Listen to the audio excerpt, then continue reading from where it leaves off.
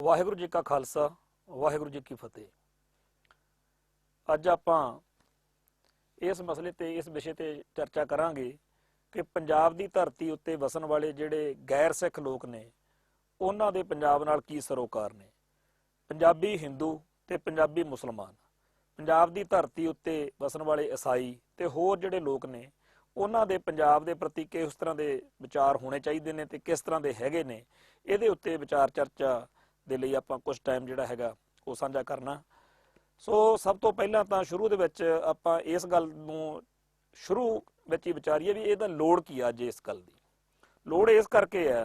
ਕਿ ਅੱਜ ਦੀ ਤਰੀਕ ਵਿੱਚ ਸਾਰੇ ਭਾਰਤ ਦੇ ਵਿੱਚ ਅੱਡ-ਅੱਡ ਸ਼ਹਿਰਾਂ ਵਿੱਚੋਂ ਇਹੋ ਜਿਹੀਆਂ ਖਬਰਾਂ ਆ ਰਹੀਆਂ ਨੇ ਕਿ ਵਹਿਸ਼ੀ ਹਿੰਦੂ ਭੀੜਾਂ ਨੇ ਕਿਸੇ ਨਾ ਕਿਸੇ ਗੱਡੀ ਮੋਟਰ ਦੇ ਵਿੱਚੋਂ ਕਿਸੇ ਨਾ ਕਿਸੇ ਮੁਸਲਮਾਨ ਨੂੰ ਗੱਡੀ ਚੋਂ ਲਾ ਲਿਆ ਤੇ ਲਾ ਕੇ ਉਹਨੂੰ ਕਹਿੰਦੇ ਵੀ ਤੂੰ ਜੈ ਸ਼੍ਰੀ ਰਾਮ ਦਾ ਨਾਰਾ ਜਿਹੜਾ ਹੈਗਾ ਉਹ ਲਾ। ਤੇ ਜਦੋਂ ਉਹ ਆਪਦੇ ਧਾਰਮਿਕ ਅਕੀਦੇ ਅਨੁਸਾਰ, ਕਿਉਂਕਿ ਉਹ ਅੱਲਾਹੂ ਅਕਬਰ ਜਾਂ ਉਹ ਸਿਰਫ ਅਕਾਲ ਪੁਰਖ ਵਾਹਿਗੁਰੂ ਨੂੰ ਜੋ ਅੱਲਾ ਨੂੰ ਮੰਨਣ ਵਾਲੇ ਹੁੰਦੇ ਆ, ਜਦੋਂ ਉਹ ਆਪਦੀ ਧਾਰਮਿਕ ਉਸ ਬੰਦਸ਼ ਦੇ ਕਰਕੇ ਜੈ ਸੀਤਾ ਰਾਮ ਜਾਂ ਜੈ ਸ਼੍ਰੀ ਰਾਮ ਨਹੀਂ ਕਹਿੰਦੇ, ਫਿਰ ਉਹਨੂੰ ਕੁੱਟਦੇ ਆ, ਮਾਰਦੇ ਆ, ਉਹਦੀ ਵੀਡੀਓ ਬਣਾ ਕੇ ਉਹਦੇ ਕਟਾਪੇ ਦੀ, ਉਹਦੀ ਜਲੀਲ ਕਰਨ ਦੀ ਪੂਰੇ ਦੇ ਪੂਰੇ ਇਸਲਾਮਿਕ ਸੰਸਾਰ ਨੂੰ ਜਾਣੀ ਕਿ ਉਹ ਜਿਹੜੀ ਸ਼ਰਮਨਾਕ ਸਥਿਤੀ ਪੈਦਾ ਕਰਨ ਵਾਲੀ ਜਿਹੜੀ ਗੱਲ ਵਾਪਰਦੀ ਆ। ਤੇ ਇਹ ਘਟਨਾਵਾਂ ਸਾਰੇ ਭਾਰਤ ਦੇ ਵਿੱਚੋਂ ਲਗਾਤਾਰ ਵੱਧ ਰਹੀਆਂ ਨੇ। ਵੈਸੇ ਤਾਂ ਜਿਹੜਾ ਮੋਦੀ ਦਾ ਪਿਛਲਾ 5 ਸਾਲ ਦਾ ਰਾਜ ਭਾਗ ਲੰਘ ਕੇ ਗਿਆ, ਉਦੋਂ ਇਸ ਤਰ੍ਹਾਂ ਦੀਆਂ ਘਟਨਾਵਾਂ ਹੋਣ ਲੱਗੀਆਂ ਸੀ ਤੇ ਉਦੋਂ ਵੀ ਗਊ ਹੱਤਿਆ ਦੇ ਨਾਂ ਤੇ ਜਾਂ ਹੋਰ ਕਈ ਵਿਸ਼ਿਆਂ ਦੇ ਚਰਚਾ 'ਚ ਲਿਆ ਕੇ ਕਿਸੇ ਨਾ ਕਿਸੇ ਬਹਾਨੇ ਜਿਹੜਾ ਹਿੰਦੂ ਕੱਟੜਵਾਦ ਸੀਗਾ ਉਹ ਮੁਸਲਮਾਨਾਂ ਦੇ ਉੱਤੇ ਹਾਵੀ ਹੁੰਦਾ ਰਿਹਾ। ਪਰ ਜਿਹੜਾ ਹੁਣ ਵਾਲਾ ਦੌਰ ਸ਼ੁਰੂ ਹੋਇਆ, ਅਜੇ ਮਹੀਨਾ ਕੁ ਹੋਇਆ ਮੋਦੀ ਦੀ ਨਵੀਂ ਸਰਕਾਰ ਆਈ ਨੂੰ, ਪਰ ਸਾਰੇ ਭਾਰਤ ਦੇ ਵਿੱਚ ਹਿੰਦੂ ਕੱਟੜਪੰਥੀਆਂ ਨੇ ਜਿਸ ਤਰੀਕੇ ਦੇ ਨਾਲ ਮੁਸਲਮਾਨਾਂ ਦਾ ਘਾਣ ਕਰਨਾ ਸ਼ੁਰੂ ਕੀਤਾ ਹੋਇਆ, ਉਸ ਮੌਕੇ ਦੇ ਉੱਤੇ ਸਾਨੂੰ ਪੰਜਾਬ ਦੇ ਸਿੱਖਾਂ ਨੂੰ ਸਾਡਾ ਰੋਲ ਕੀ ਬਣਦਾ ਤੇ ਪੰਜਾਬ ਦੇ ਹਿੰਦੂਆਂ ਦਾ ਜਾਂ ਪੰਜਾਬ ਦੇ ਮੁਸਲਮਾਨਾਂ ਦਾ ਰੋਲ ਕੀ ਬਣਦਾ, ਇਹ ਫਿਰ ਚਰਚਾ ਕਰਨੀ ਸੁਭਾਵਿਕ ਗੱਲ ਬਣ ਜਾਂਦੀ ਹੈ। ਸਾਨੂੰ ਯਾਦ ਹੈ ਕਿ ਸਾਡਾ ਇਤਿਹਾਸ ਗਵਾਹ ਆ ਕਿ ਜਦੋਂ ਕਸ਼ਮੀਰੀ ਪੰਡਤਾਂ ਦੇ ਉੱਤੇ ਜ਼ੁਲਮ ਹੋਏ, ਜਦੋਂ ਉਹਨਾਂ ਦੇ ਧਾਰਮਿਕ ਜਿਹੜੇ ਸੰਸਕਾਰ ਸੀਗੇ ਜਾਂ ਉਹਨਾਂ ਦੀ ਧਾਰਮਿਕ ਮਰਿਆਦਾ ਜਿਹੜੀ ਸੀ ਜਦੋਂ ਉਹ ਖਤਰੇ ਹੇਠ ਆਈ, ਤਾਂ ਉਸ ਮੌਕੇ ਕਸ਼ਮੀਰੀ ਪੰਡਤ ਜਿਹੜੇ ਸੀ ਉਹ ਇਕੱਠੇ ਹੋ ਕੇ ਗੁਰੂ ਘਰ ਦੀ ਸ਼ਰਨ ਆਏ ਸੀ। 9ਵੇਂ ਪਾਤਸ਼ਾਹ ਦੇ ਦਰਬਾਰ ਦੇ ਵਿੱਚ ਪੇਸ਼ ਹੋਣ ਮੌਕੇ ਉਸ ਹਿੰਦੂ ਜਿਹੜਾ ਵਫਦ ਸੀਗਾ ਉਹਨੂੰ ਪੂਰਾ ਯਕੀਨ ਸੀਗਾ ਕਿ ਸਾਡੀ ਇੱਥੇ ਸੁਣਵਾਈ ਹੋਵੇਗੀ ਤੇ ਸੁਣਵਾਈ ਵਾਕਿਆ ਹੀ ਹੋਈ। 9ਵੇਂ ਪਾਤਸ਼ਾਹ ਦੀ ਸ਼ਹਾਦਤ ਜਿਹੜੀ ਕਿ ਹਿੰਦੂ ਵਿਸ਼ਵਾਸਾਂ ਲਈ ਹੋਈ, ਉਹ ਆਪਣੇ ਆਪ ਦੀ ਇਤਿਹਾਸ ਦੇ ਵਿੱਚ ਸਾਰੇ ਸਮੁੱਚੇ ਸੰਸਾਰ ਦੇ ਇਤਿਹਾਸ ਵਿੱਚ ਇੱਕ ਵਿਲੱਖਣ ਜਿਹੀ ਘਟਨਾ, ਕਿਉਂਕਿ ਕਿਸੇ ਇਹੋ ਜਿਹੇ ਮਕਸਦ ਲਈ ਜਾਂ ਇਹੋ ਜਿਹੀ ਗੱਲ ਲਈ ਆਪਦੀ ਜਾਨ ਦੇ ਦੇਣੀ ਜਿਹਦੇ ਉੱਤੇ ਆਪ ਦਾ ਵਿਸ਼ਵਾਸ ਹੋਵੇ, ਉਹ ਹੋਰ ਗੱਲ ਹੁੰਦੀ ਹੈ। ਪਰ ਜਿਸ ਵਿਸ਼ਵਾਸ ਨੂੰ, ਜਿਸ ਗੱਲ ਨੂੰ ਆਪ ਮੰਨਦੇ ਨਾ ਹੋਈਏ, ਉਹਦੇ ਲਈ ਜਾਨ ਵਾਰਨੀ ਇਹ ਬੜੀ ਵੱਡੀ ਗੱਲ ਹੁੰਦੀ ਆ। ਸੋ 9ਵੇਂ ਪਾਤਸ਼ਾਹ ਦੀ ਸ਼ਹਾਦਤ ਜਿਹੜੀ ਆ ਉਹ ਮਨੁੱਖੀ ਹੱਕਾਂ ਦੇ ਜਿਹੜਾ ਸੰਘਰਸ਼ ਆ ਉਹਦੇ ਵਿੱਚ ਇੱਕ ਵਿਲੱਖਣ ਤਰ੍ਹਾਂ ਦੀ ਜਿਹੜੀ ਇਹ ਸ਼ਹਾਦਤ ਹੋਈ ਆ। ਸੋ ਜੇਕਰ ਉਸ ਮੌਕੇ ਹਿੰਦੂ ਜਿਹੜਾ ਸੀਗਾ ਉਹ ਇੱਕ ਜ਼ਬਰ ਦਾ ਸ਼ਿਕਾਰ ਹੋ ਰਿਹਾ ਸੀ, ਜੇ ਕਸ਼ਮੀਰੀ ਪੰਡਤ ਜਿਹੜੇ ਸੀਗੇ ਉਹ ਜ਼ੁਲਮ ਦਾ ਸ਼ਿਕਾਰ ਹੋ ਰਹੇ ਸੀ, ਜੇ ਉਸ ਮੌਕੇ 9ਵੇਂ ਪਾਤਸ਼ਾਹ ਦੇ ਦਰਬਾਰ ਤੇ ਗੁਰੂ ਘਰ ਦੇ ਵਿੱਚ ਆ ਕੇ ਇਹ ਜਿਹੜੇ ਕਸ਼ਮੀਰੀ ਪੰਡਤਾਂ ਨੇ ਜੇ ਆਪਦੀ ਪੁਕਾਰ ਕੀਤੀ ਸੀ, ਤਾਂ ਗੁਰੂ ਘਰ ਨੇ ਉਹਨਾਂ ਦੀ ਗੱਲ ਦੀ ਪੂਰੀ ਪੈਜ਼ ਰੱਖੀ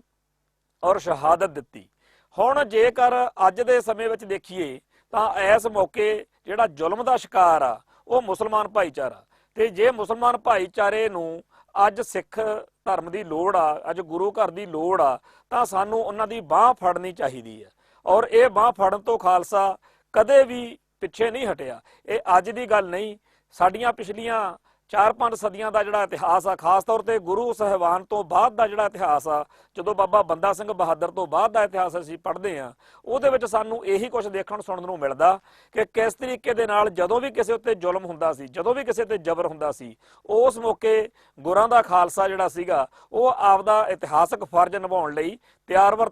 ਮਿਲਦਾ ਸੀਗਾ। ਤੇ ਚਾਹੇ ਉਹ ਹਿੰਦੂ ਨਾਲ ਧੱਕਾ ਹੋ ਰਿਹਾ, ਚਾਹੇ ਉਹ ਮੁਸਲਮਾਨ ਨਾਲ ਧੱਕਾ ਹੋ ਰਿਹਾ, ਧੱਕਾ ਜਿਹੜਾ ਸੀਗਾ, ਜਿਹੜਾ ਮਜ਼ਲੂਮ ਧਿਰ ਆ ਉਹਦੇ ਵੱਲ ਖੜਨਾ ਜਿਹੜਾ ਸੀ ਉਹ ਸਿੱਖ ਦੀ ਫਿਤਰਤ ਰਹੀ ਆ। ਤੇ ਸਿੱਖ ਸਿਧਾਂਤ ਇਸੇ ਗੱਲ ਦੀ ਗਵਾਹੀ ਦਿੰਦਾ, ਇਸੇ ਗੱਲ ਦੇ ਹੀ ਪ੍ਰੇਰਨਾ ਦਿੰਦਾ ਕਿ ਜਦੋਂ ਵੀ ਜਿਸ ਵੀ ਧਿਰ ਦੇ ਨਾਲ ਧੱਕਾ ਹੋ ਰਿਹਾ, ਜ਼ੁਲਮ ਹੋ ਰਿਹਾ, ਉਹਦੇ ਹੱਕ ਵਿੱਚ ਗੁਰਾਂ ਦੇ ਖਾਲਸੇ ਨੇ ਖੜਨਾ। ਤੇ ਹੁਣ ਆਹ ਪੁਲਵਾਮਾ ਦੇ ਵਿੱਚ ਇਤਕੀ ਜਨਵਰੀ ਫਰਵਰੀ ਦੇ ਮਹੀਨੇ ਦੀ ਗੱਲ ਆ, ਜਦੋਂ ਅਟੈਕ ਹੋਇਆ